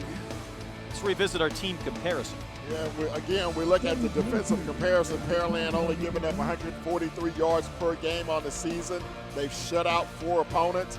Deer Park giving up 414 yards per game on the year. When you look at the points scored up top, Pearland 461-76 en route to their 9-1 regular season record. It's an incredible ratio. Connor Means back out there under center. Pitch play, Farmer, nice spin. He's able to fight forward for maybe a yard or two, and he could have been blown up in the backfield for a loss. The man who came up and whiffed on that play for Pearland was Marlon Walls, the defensive back. Yeah, Walls looks a little slow getting up, headed back to the defensive side of the field. You see him kind of crouched down there in the huddle. Tackled some air on that play as Farmer made him miss, and for all that, Farmer had a gain of 1. Means, not only is he back in the game, he's going to carry the football. Connor Means across the 40, dropped by Justin Phillips. If we had any indication of if he was okay or not, looks like he's fine. Watch this run by Means, just a straight quarterback keeper. Farmer with the kick out block there, and he cuts it back inside, picks up 18 yards on a first down. He was almost moving as that ball was being snapped. I suppose that's perfectly legal. Everybody else would be waiting for the ball to get to Means. He was already shifting and drifting to his right. From the pistol, Farmer dropped just shy of midfield. Coming up, making a hit out of the secondary, Jonathan Goff. With Deer Park opening up on the ground, trying to reestablish the running game. Picked up a couple of first downs as they near midfield. Deer facing a 2nd and 3. First drive here in our third quarter. Means will run up under center, and they will go from the I formation. Fullback with the carry. Good enough for the first down gainer. It was Callis again. Jerry Callis, as we discussed at halftime, has been fun to watch for the young freshman. Got to go low on that big man. Chop him at the knees. Don't want to injure him, but you don't want to get hurt yourself trying to tackle him up high. Dimon splits out to the left. One receiver to the right, that's Allen. Short pistol formation this time. And the throw goes in the direction of Allen. Able to spin away from the first defender, not the second. Jonathan Goff up on the stop for the Pearland defense after a couple of yards on that first down play. 2nd down, 5. Nice opening drive here to begin the third period for the Deer. Again, they 3-3 in district play. They won 3 of their final 4 games to sneak into the playoffs. Overall, they were under 500, 4-5-1 on the season. I asked Coach Massey in an email this week about playing all these overtime games, all these games decided by 7 points or less, as Farmer gets stuck up after he picked up the first down and dropped. And Coach Massey said, we like to give the fans their money's worth when they buy a ticket. We keep things interesting to the very end, sometimes overtime. He's hoping they can do that tonight. This drive is important. And when it looked like Farmer had a head of steam, boy, he ran into the wall. Yeah, he's going to give the fans and their physicians their money's worth if they keep sending people to the emergency rooms around here. All these heart stoppers. So Justin Phillips with that stop. But again, it came after a first down gainer, did it? 3rd and 1, I beg your pardon, a little bit shy. So the Deer still have some work to do. Farmer with the seam and with the first down as he reaches the 30-yard line. Conan Chittister, the safety, up to make the stop. At least he was the first man there. Fresh set of downs for the Deer. Flag bearers ready to do their thing if Deer Park can finish this drive in the end zone. This will be a huge opening statement if they can convert it into 7. Nick Victor now in the game as the tailback, and he'll get the carry running right. Nice cutback for Victor. He was one more broken tackle away from really picking up some yards. As it is, he'll gain 5 on first down. Victor on the season, 15 carries, 78 yards. He's hit Pate Eric twice. So he'll run off tackle here. Picks up some nice yardage on first down. Diving in there was Kevin Harvey. He was the last man. His tee went high, his teammate went low, so it's 2nd and 5 after that game from Victor. Methodical, time-consuming drive by Deer Park. They need points, though. Need to find a way to cash this in. Means waiting for this play to develop. Going to throw on the run into the end zone. Intended for Allen. It was in his hands. That was a bullet. Allen had a chance. It's incomplete. Oh, that was an excellent job by Connor Means that time. Watch him here. Little play fake. No one open initially. Now he'll break the pocket, throws it on the run, a strike. You got to make that catch. Got to help your quarterback out.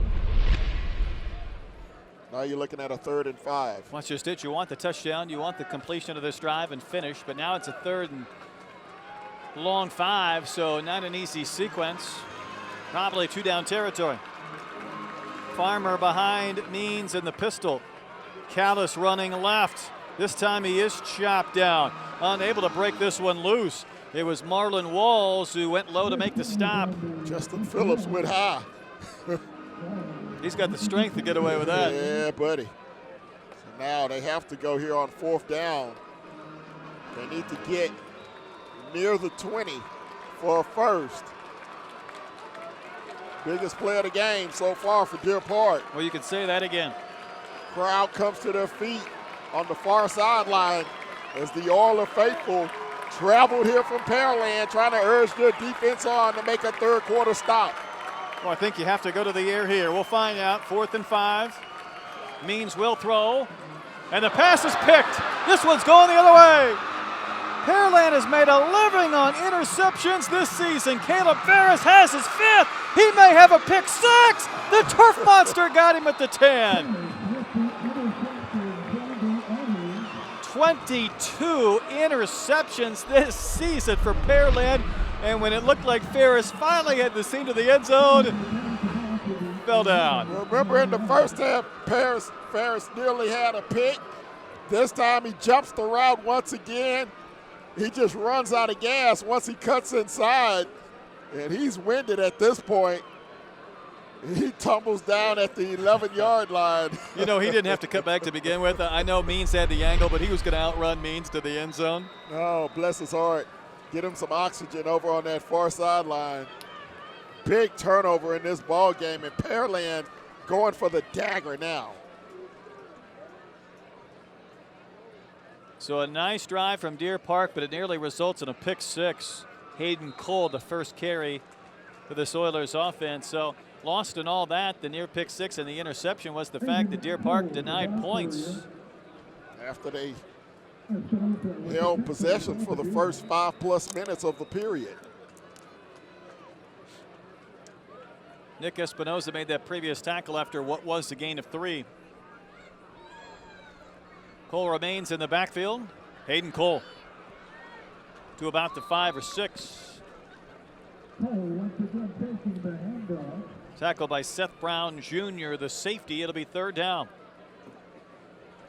You talk about a momentum shift in this ball game. Pearland already with a 22-point lead. Looked like it was going to get cut to 15. Now they have a chance to blow it wide open. Jacoby Butler back in the game, nearly a broken play. Butler makes a move. He's into the end zone. Another touchdown. Jacoby Butler. He can't be stopped. Instead of a broken play, it's like a broken record.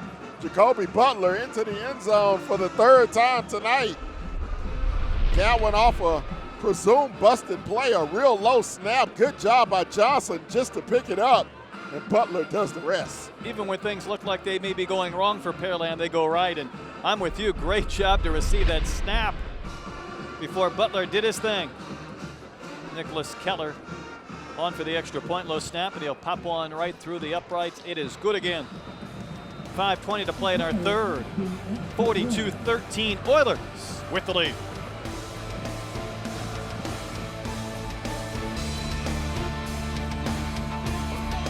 Time for some football. Gridiron time. Break is brought to you by McDonald's, where the McRib sandwich is back for a limited time. McRib is back. Tender, juicy, real pork smothered in barbecue sauce. You wanna?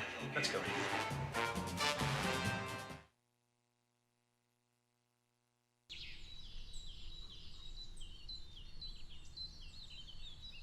It's time to go back in time, sharing the merriment of hundreds of live performances, the taste of over 1,000 foods, and the fun of dozens of games and rides. And be sure to enjoy special savings opening weekend, October 12th and 13th. Brought to you by DeMontron Coca-Cola. Huzzah!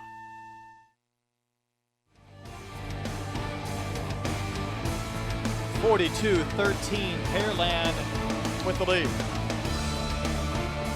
Well, after the pick by Ferris, quick 11-yard drive, 5-yard touchdown run. Jacoby Butler, his third of the night.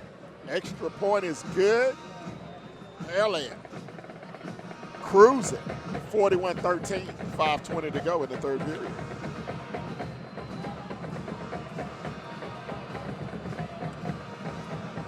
Nicholas Keller walking off his distance. And the approach of the kick with the win. Good kick into the end zone. Devin will take a knee wisely. Not bring it out.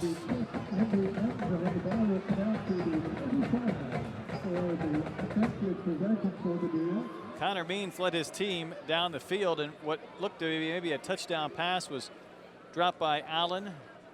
Forced the Deer to go for it on 4th down. Then Means threw the pick that nearly went to the house. As it was taken back by Ferris to the 11. Pearland able to punch it in from there. Yeah, the big drop on the touchdown. That was the big play on that drive. He makes that conversion. You're looking at a 35-20 ball game with a quarter and a half to go. That's really a 14-point swing when you look at it. It really puts the Deer deep in the woods. Ball, unsportsmanlike conduct on the kicking team and on the receiver team. No penalty offset, first down. More offsetting unsportsmanlike conduct penalties. For all that, we'll begin at the 25.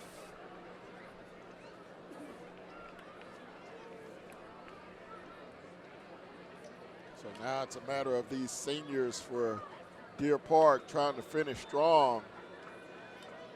And for Pearland, just trying to maintain that momentum, make sure they don't get any of their key personnel hurt in this final 17+ minutes. Farmer with a pretty good cutback to get up near the 29. You think about Deer Park, we talked about them coming in 4-5-1. An even record 3-3 in District 21-5A. And they had a game this year that was actually a tie because they stopped it with 3 minutes to go because of lightning. But back-to-back weeks, they've had some stiff tests. Last week, had to play North Shore and lost 34-3. And then they get Pearland this week. That's some tall cotton to go up against. Yeah, that's a heck of a double dip right there. Farmer works the left side of the line, has the first down, tackled high and dropped shy to 40, but Trey Farmer's had some fight in him. There's no quits in that young man. Yeah, of course, he came in tonight with a banged-up shoulder, and you look at what we have going on over here in Region 3, Division 1, down at the bottom of the screen. The winner here tonight will get the winner of Clear Springs and Fort Bend, Austin. That game will take place at 6 o'clock. Tomorrow afternoon here in the greater Houston area. You look at the top of the bracket, A-Leaf Taylor and Langham Creek, Lamar and Morton Ranch. 1st and 10 play fake. Means trying to set up a pass, and he's going to throw this one into the seats. 4 rows up into the stands. Somebody was open up here in the grandstand. I think Means learned his lesson after he got sandwiched late in the first half. Get rid of it if you can. Got to do it. 4:10 to play in our third.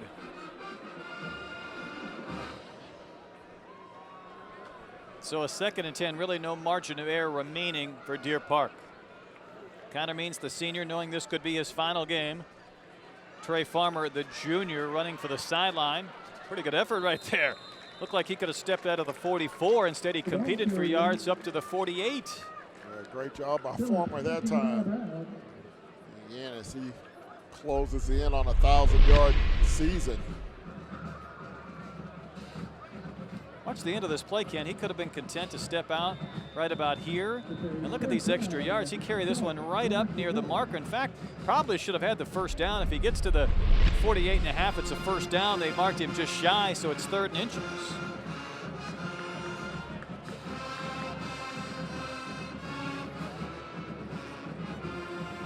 Farmer for the first down and dropped it midfield.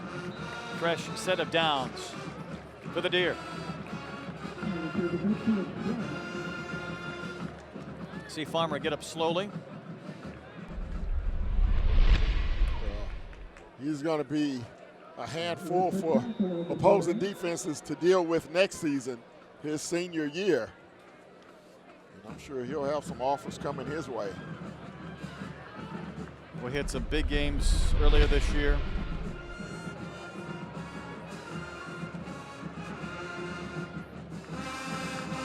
.208 yards back against Beaumont Westbrook. Means for the keeper. Boy, hit hard out of bounds. That should be a marker. Happened on the Deer Park sideline. They're not going to get one. Or did they? Because that was awfully close, not only to being out of bounds, but that second defender came in when Means was already being tied up by the first man. Yeah, let's see here. Yeah, that maybe that's a penalty. That's a no-doubter. You're coming in high, he's already out of bounds. Absolutely. No marker called. Maybe that makes up for the roughing the punter penalty, which means didn't look like that was much of a penalty. Roughing the rusher. Yeah. Nick Victor on the carry. Oh, goodness. Some scores from around the Houston area tonight. Katy all over Houston-Madison right now, 49-zip. Eisenhower losing to Cy Ridge at the moment over at Thorne Stadium, 17-6. Cy Fair on top of A-Leaf Hastings right now at Pridgeon, 17-7. A lot of confusion coming out of that Deer Park huddle on 2nd 1. They'll still go from the pistol, even on a short formation. And the freshman Callis, he hasn't been picking up those 15, 20-yard chunks, although he'll have enough to get the Deer another first down. A surprise brewing down on the north side of Houston in 4A. Houston North Forest, my alma mater, only losing 12-7 right now to Fort Bend Marshall. That game in the 3rd period. We saw Marshall earlier this year in town ball, and boy, they suffered some terrible injuries in that game, even though they certainly had a lot of big weapons and good skill position players. Yeah, they got their quarterback back, and he's playing tonight. He came back a couple of weeks ago, so but they're having a tough test down at Jones Coward Stadium this evening. Daniel Devon on the receiving end of the Connor Means pass. J.W. Ketchum. That's right. Marshall. We were speaking of Michael Vick Jr. Good throw here from Means across his body on the run. We were showing you the bracket earlier in this region.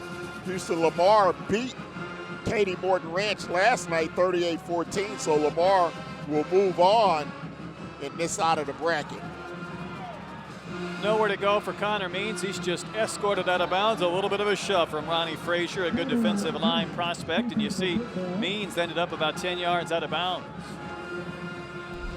Of interest to the folks out here in the Pasadena area, Port Arthur Memorial, all over Pasadena Memorial, out at Star Wars Stadium this evening, 49-zip, that ball game in the second half.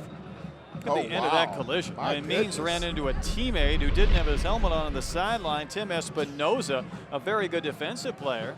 Got to keep your head on a swivel even when you're on the sideline. That's the hardest hit he's taken all night, and it came when he was standing on the sideline. And he's delivered a few this evening. After all that, Means lost 2 on the play, 2nd and 12. Here comes the rush. Means limited a bit. Oh, what a catch. Throwing to Victor, a diving catch right around the 26-yard line, and he's still, well, he's near the marker. We'll see if that's good enough to move the sticks or not, whether he's just a little bit short. Mark him at the 26.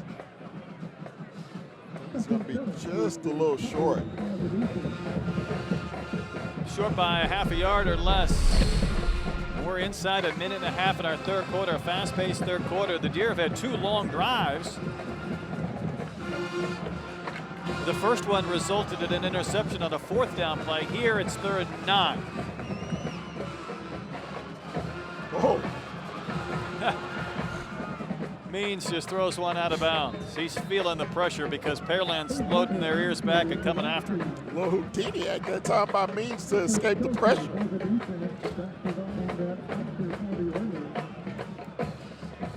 So 4th and 9 again in no man's land, and I would imagine the Deer will stay on the field. $1:04 to play in our third quarter. Pearland defense, they've come to play tonight. Good look at their sideline. 4th and 9. Means has 2 receivers to the left. It looks like we may have a timeout. Oilers will burn one with $1:04 to play in the third quarter. 42-13. Pearland with the lead.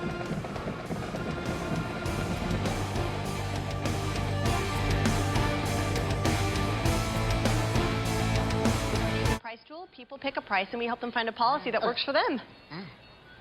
Also, we've been working on something very special. One day, the world, no, the universe, will have the pricing power they deserve.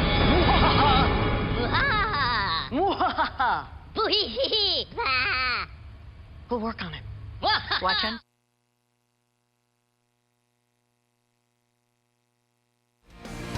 Timeout sponsored by Better Staffing Services. Our talent is finding yours. Treadwell Electric. Small enough to listen, big enough to believe. United Chiropractic, also a sponsor of our playoff game here tonight. Encourage you to like us on Facebook. Follow us on Twitter, of course, Legacy Sportsnet. You can always watch our replays on YouTube, maybe a day or so after the completion of our game. 4th and 9. Deer will go for it. Uh-oh. Cameron Thompson dropped shy of the marker, and the Oilers will turn things over on downs. Yeah, not a lot of places for Means to go with this one. He dumps it in the flat, hoping his receiver can make a play. Tries to cut it back inside, but loses his footing. So Pearland will take over on downs. Pearland offense will be back on the field, and they have been more than efficient tonight. Our touchdown sponsor is powered by Mr. Electric. We've got the power to make things better, and the Pearland Oilers have given Mr. Electric their money's worth tonight with the weapons of Jacoby Butler. Certainly Kalen Johnson, the quarterback. It's like Butler again running into a wall of maroon jerseys. Yeah, you wonder at what point sit them out, save them for next week. Nearing the end of our third quarter. Good look at Carter Jefferson. He had a touchdown catch, a great play. Hit our first half on a rope of a throw, a laser beam from Kalen Johnson. Oilers will have to snap it one more time here in the third quarter.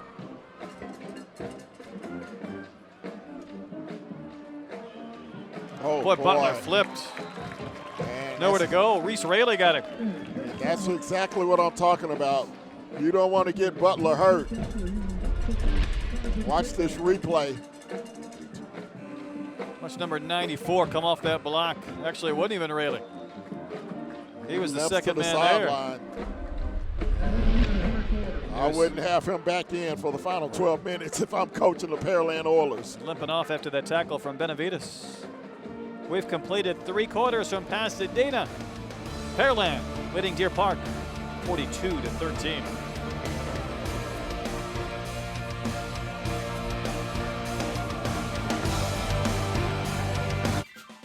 If you're looking for the best selection of crawfish on this side of Louisiana, the Louisiana Crawfish Hut is the place to go. Our seafood selection will make you go home completely satisfied with our dishes, such as our oyster louie and hut platter. Not to mention desserts that will cure your sweet tooth craving. The Louisiana Crawfish Hut offers any type of atmosphere you're looking for, whether day or night, 7 days a week with the best service you will find around. Come in and watch your favorite team on any of our 16 TVs.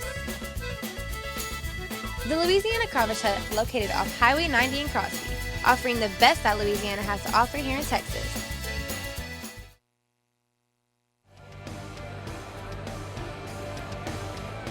Our game brought to you by Allegiance Bank, Texas. It's not what we do, but what we do together that makes the difference. By McDonald's Texas Invitational, 80 boys and girls high school basketball teams from across the state competing in the Premier Tournament November 21st through the 23rd in Pasadena. Kalen Johnson keeping that play alive so I could finish the reader and put that one up for grabs. It's picked, intercepted. Well, that ball was up there a long time and it was intercepted. You see Brown get it. Seth Brown, the safety. Yeah, while you were immersed in the commercial reading, Caleb Johnson was under immense heat. He throws his second pick of the night. Deer Park will take over 1st and 10 near midfield. Tip drill. Johnson had just 4 picks all year. He's thrown 2 tonight. While that one was tipped, it wasn't a well-thrown ball into double coverage and traffic. Deer Park will take over once the officials complete their summit.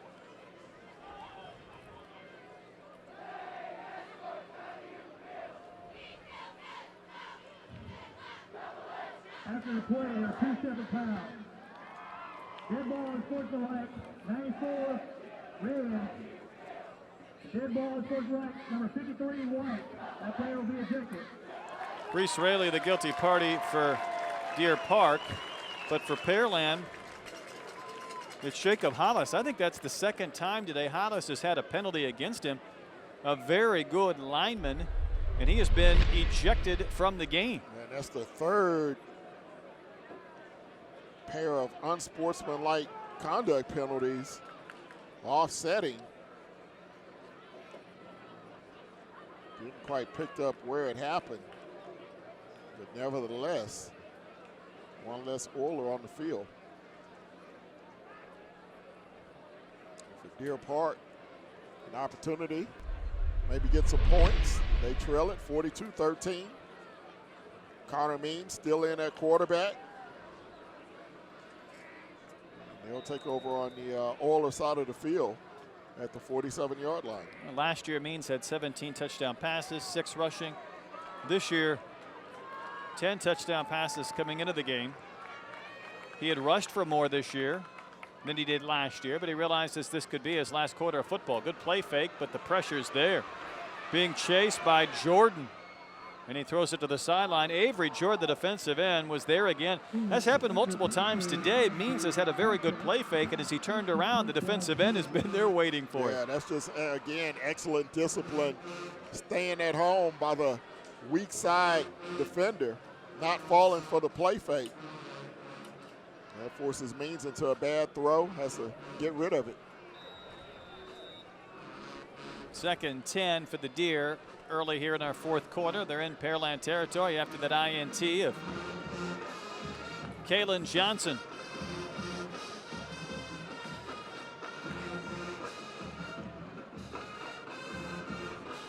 Nick Victor with a hit of steam. Nice move. Victor couldn't stay on his feet after he made the great cutback. He'll dive forward to about the 38. He's right at the marker. Looked like Victor was surprised he was still running. Watch him here. Little counter. puts his head down. He says, "Oh, I'm still rolling." There was a little bit of contact. Finally tripped up, crosses the 40. I thought he made such a good move. He was wide open. He got a little bit of pressure on that ankle and propelled forward. Gained 9 on the play. 3rd and short again. Callis carries to the 35, and then he was arm wrestled backwards by Justin Phillips. We'll see him playing in the Big 12 soon. It's been impressive defensively as expected. Forward progress will give him the 35. That'll be a first down.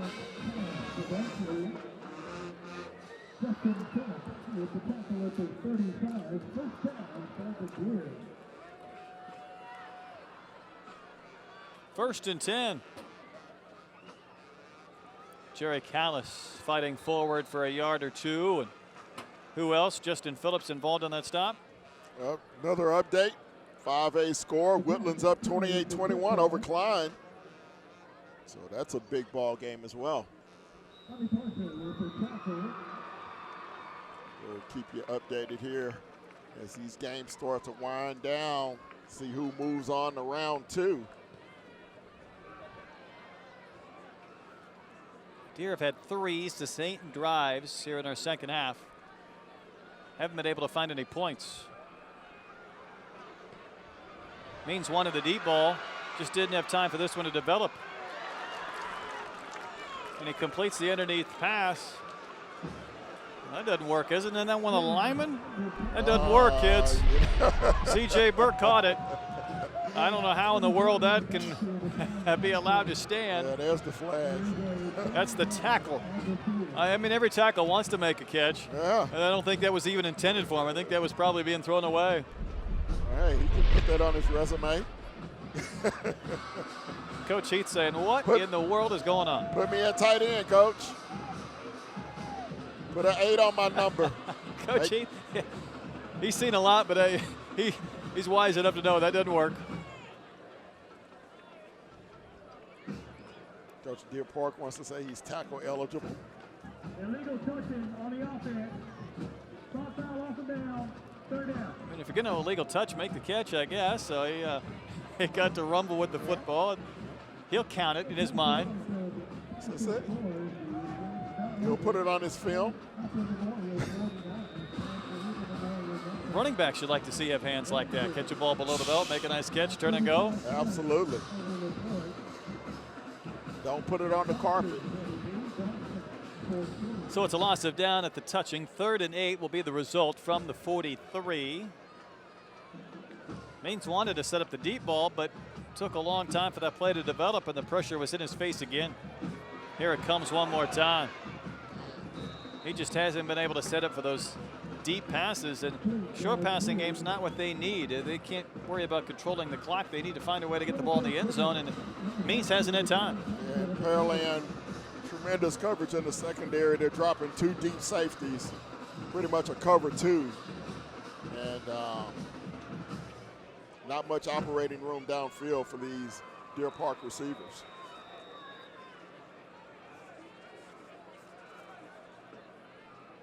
Connor Chittister waits at his 10. Connor Means will punt. Low snap, and he gets this one away with the wind behind him. He'll sail one inside the 5, and was it saved or not? Apparently that's a touchback. Yeah.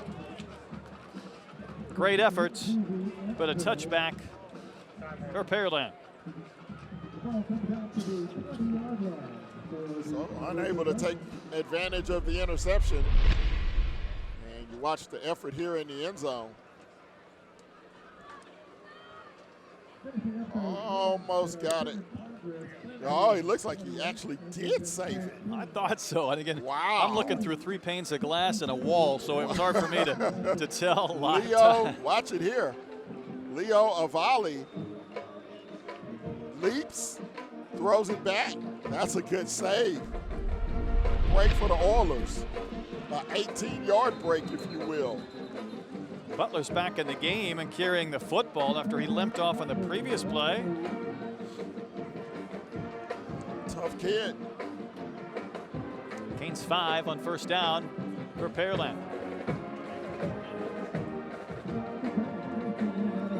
There's just one touchdown in this entire second half. Got to believe time of possession heavily in favor of Deer Park, but they haven't been able to score.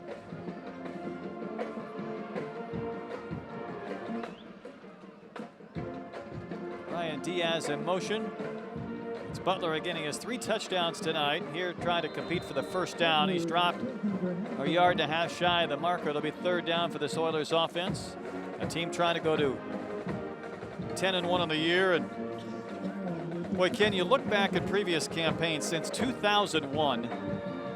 Pearland's had 9 seasons with double-digit wins. They're trying to make it 10 since 2001. Last year, of course, they had 8 wins. Remarkable level of consistency.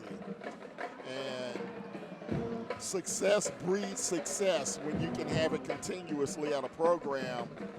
And starts at the lower level, middle schools feeding into that program with Pearland and Pearland Dawson. Manville now rising up in the ranks, and a tremendous pool of talent down in South Houston. A couple of years ago, 2010, Pearland went 16-0, won the state championship. Followed that up with 11 wins in 11, just 8 last year. Well on their way to getting their 10th victory tonight. First down carry by Bigler on that Wildcat gives Pearland a fresh set of downs as we go inside 8 minutes to go in this bi-district playoff opener. Not much fancy today, just a short carry. And when you consider for Pearland, this is their 14th straight playoff team. To your point, Ken, 15 straight winning seasons. And what's amazing, we talked about these two teams now meeting in the first round for 3 straight years. I'll take you back to 2000. They played in the Dome, these two teams. Pearland against Deer Park. Pearland won that game 35-13. Then it was their first playoff win in 50 years. Wow. Back in 2000. And since that point, the success they've run off has been more than impressive. You talk about it's Ryan Diaz. Great Astrodome memories. That would be a memory for that ball club. Probably really the start of something great.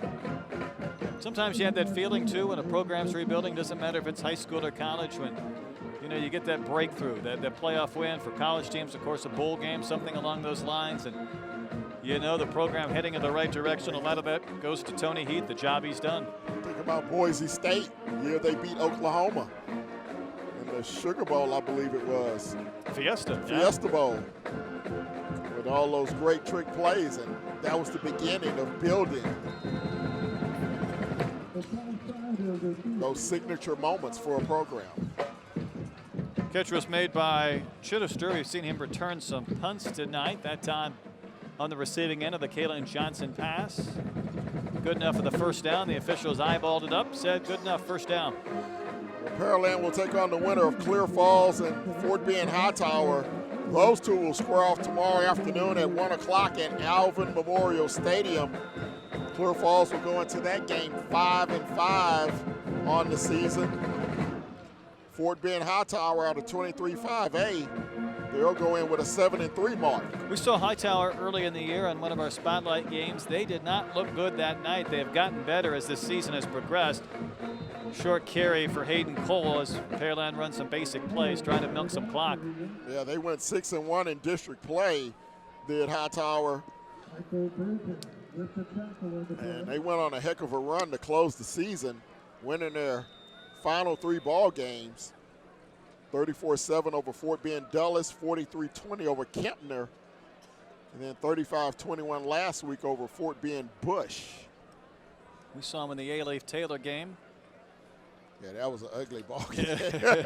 It was not a masterpiece, was it? Yeah, that was a 13-7 game back on September 13th. And Friday the 13th, no less. And all the goblins and goons were out for that ball game. It wasn't pretty. Pearland with a timeout. Clock stopped with 5:41 to play in this playoff opener.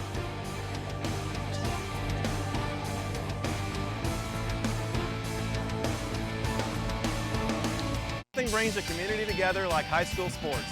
And for the Allegiance Bank team, our partnership with the community is a big deal. From blood drives to food drives to even the longest of rides, Allegiance bankers are committed to making a difference and impacting the local community, providing volunteer hours and rolling up our sleeves as an active and responsible community partner. At Allegiance Bank, we are your neighbor and your community bank. That's our game plan.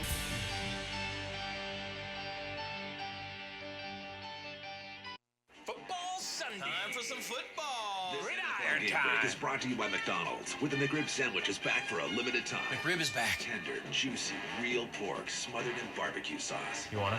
Let's go.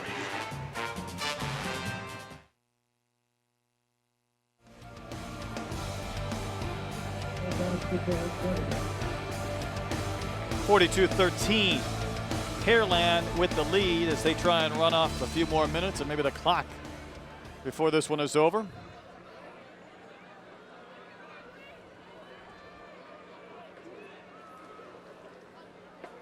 Looks like Kalen Johnson wants to throw one more time. Here comes the heat. He took a shot. So did the receiver who got popped out of bounds. Ken, you just talked about Butler, you know, maybe get him out. No need for him to be in there. Kalen Johnson could feel that pressure. No really need to make a play, and he took a blow, and he probably could have just ducked out of this shot he took. Yeah, Coach Tony Heath may want to get these guys out. You won't want to be taking shots downfield when your team is up by 29 points. Because I tell you what, if I'm on that other sideline, that Deer Park sideline, tell my guys, look, no cheap shots, but you go after them. They're trying to throw the ball up by 29 points with 5 minutes to go. Everything's fair game at that point. Kalen Johnson's made some plays today, but not that time. And Butler was wrapped up and thrown down. After the game, we'll have our key player of the game, brought to you by Everyday Fresh Cafe and Bakery. Of course, we'll also take a look back at one of the plays of this game, and there have been many to choose from. A couple of the scores from around the area. Second half, West Columbia on top of Yates, 13-12. That's a 3A battle.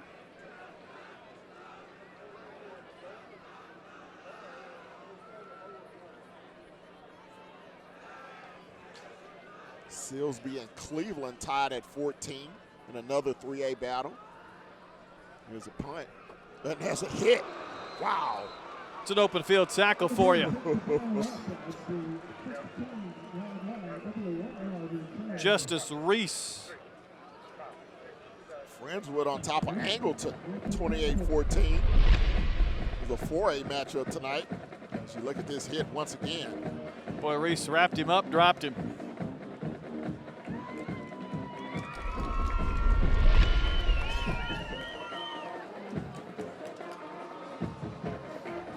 Deer Park gets the football back. That's the good news. The bad news is a lot of wood to chop with 4:43 to play.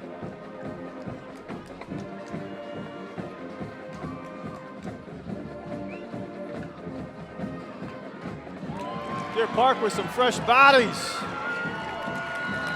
An impressive run. First time tonight we've called that young man's number. Jeff Spradley, a sophomore running back. Spradley looking very spry here late in the fourth. As he rumbles across the 40. Jason King made the stop after that big gain.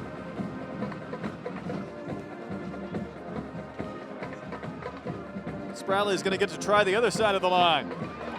Similar result. A couple of times tonight, Ken, they've taken somebody off the bench, whether it was Callis or Spradley, and just let them go to work.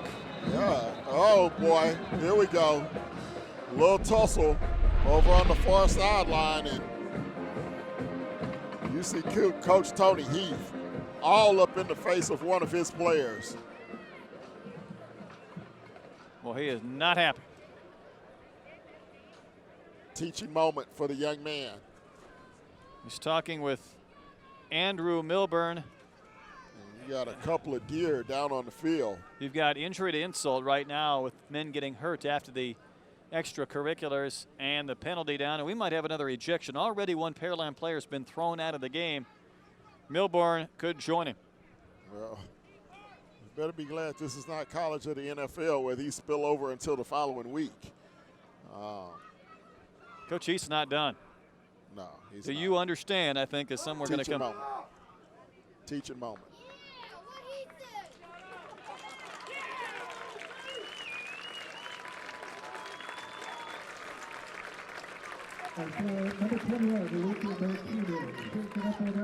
Individual hurt for Deer Park is Lupe Martinez, the senior running back, and it came at the end of that play. Yeah, I'm not sure if we have it or not. See what exactly happened there. You hate to see a player shaken up at the end of a ball game like this. Apparently no ejection. It is the mark-off you see against the Pearland defense. The clock stopped with 4:11 to play.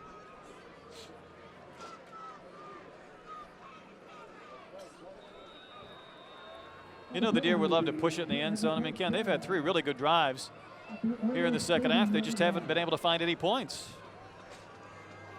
Haven't been able to capitalize on the pay dirt.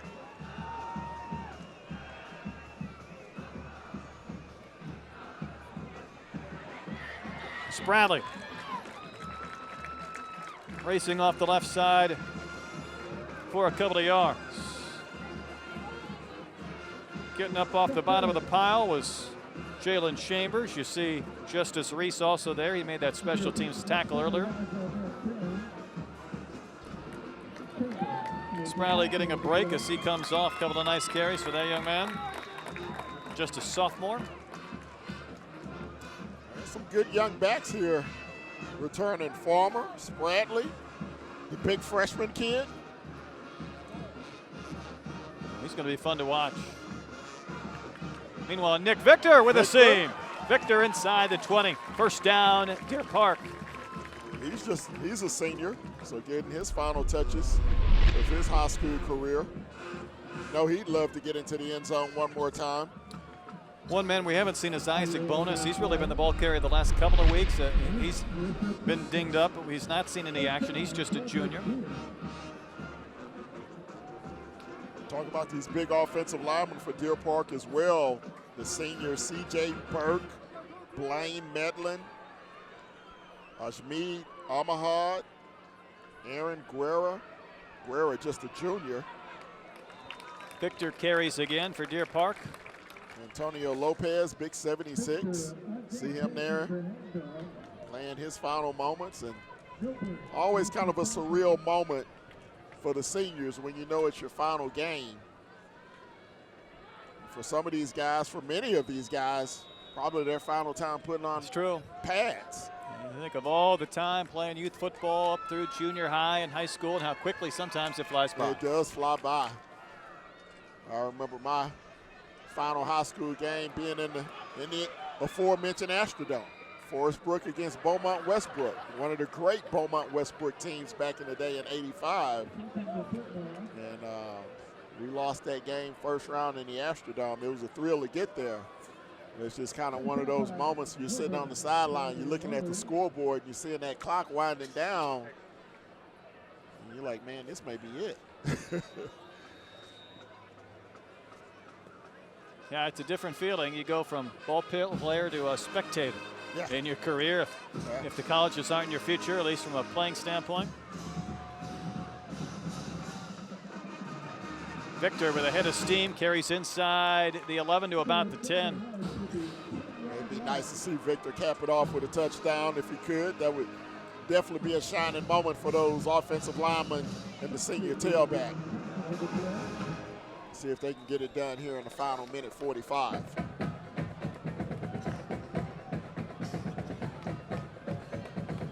Clock ticking. Pearland ready to advance.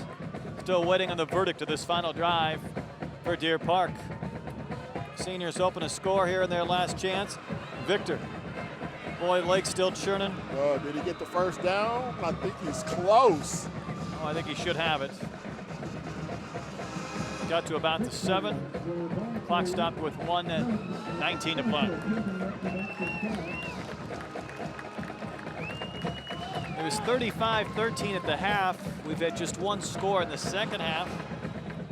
Time of possession probably on a 3-1 basis in favor of Deer Park, as they've gone from the 20 to the 20, but it's been cashing these drives in that's been tough.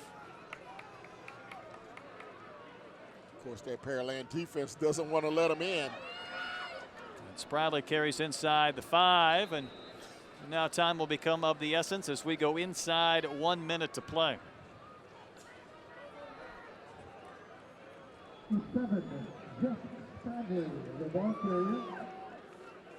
Chris Story brings on the play for Connor Means, and tip your hat to Connor Means. He's a good ball player too, and boy, that shot he took at the end of the first half, I didn't think he was going to play in the second. Neither did I. Gutsy kid.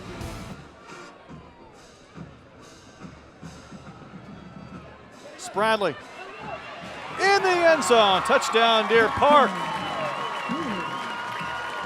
And they find that elusive third score tonight, and it comes with 27 seconds to play. Will they go for 2?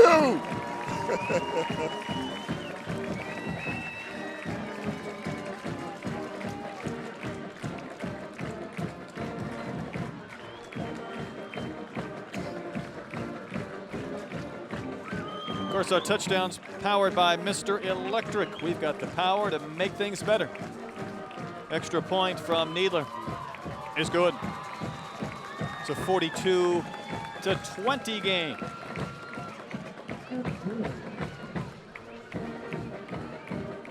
Take you back to the play of the game, powered by Treadwell Electric. Small enough to listen, big enough to deliver. And you'll see it here. The near pick 6 by Ferris. That was a 4th down play, and he takes it the other way. He ended up running out of gas, but that was a big moment in the ball game. 35-13 at that point. Looks like Deer Park was going to score to close the gap, and then Butler takes it to the house to cap it. Third touchdown for Butler. What that epitomized was, even when it looked like it was going to be a broken play, it ended up still working in Pearland's favor. And the interceptions have been such a weapon this year. 22 for the Oilers. When they've needed to make a big play, their secondary, their corners, they've done that, and we saw that a couple of times tonight. Yeah, you have to give a lot of credit to that front 4 and that front 7 as well, putting the heat on the quarterback, forcing them into bad throws that allows the defense to capitalize. Our key player tonight brought to you by Savannah Cafe and Bakery, the everyday fresh cafe and bakery, and I'll leave that up to you, but I think I know where you're going. Mr. Jacoby Butler, one of our keys to the game. Let the Butler do it, and the Butler did it tonight. 3 scores.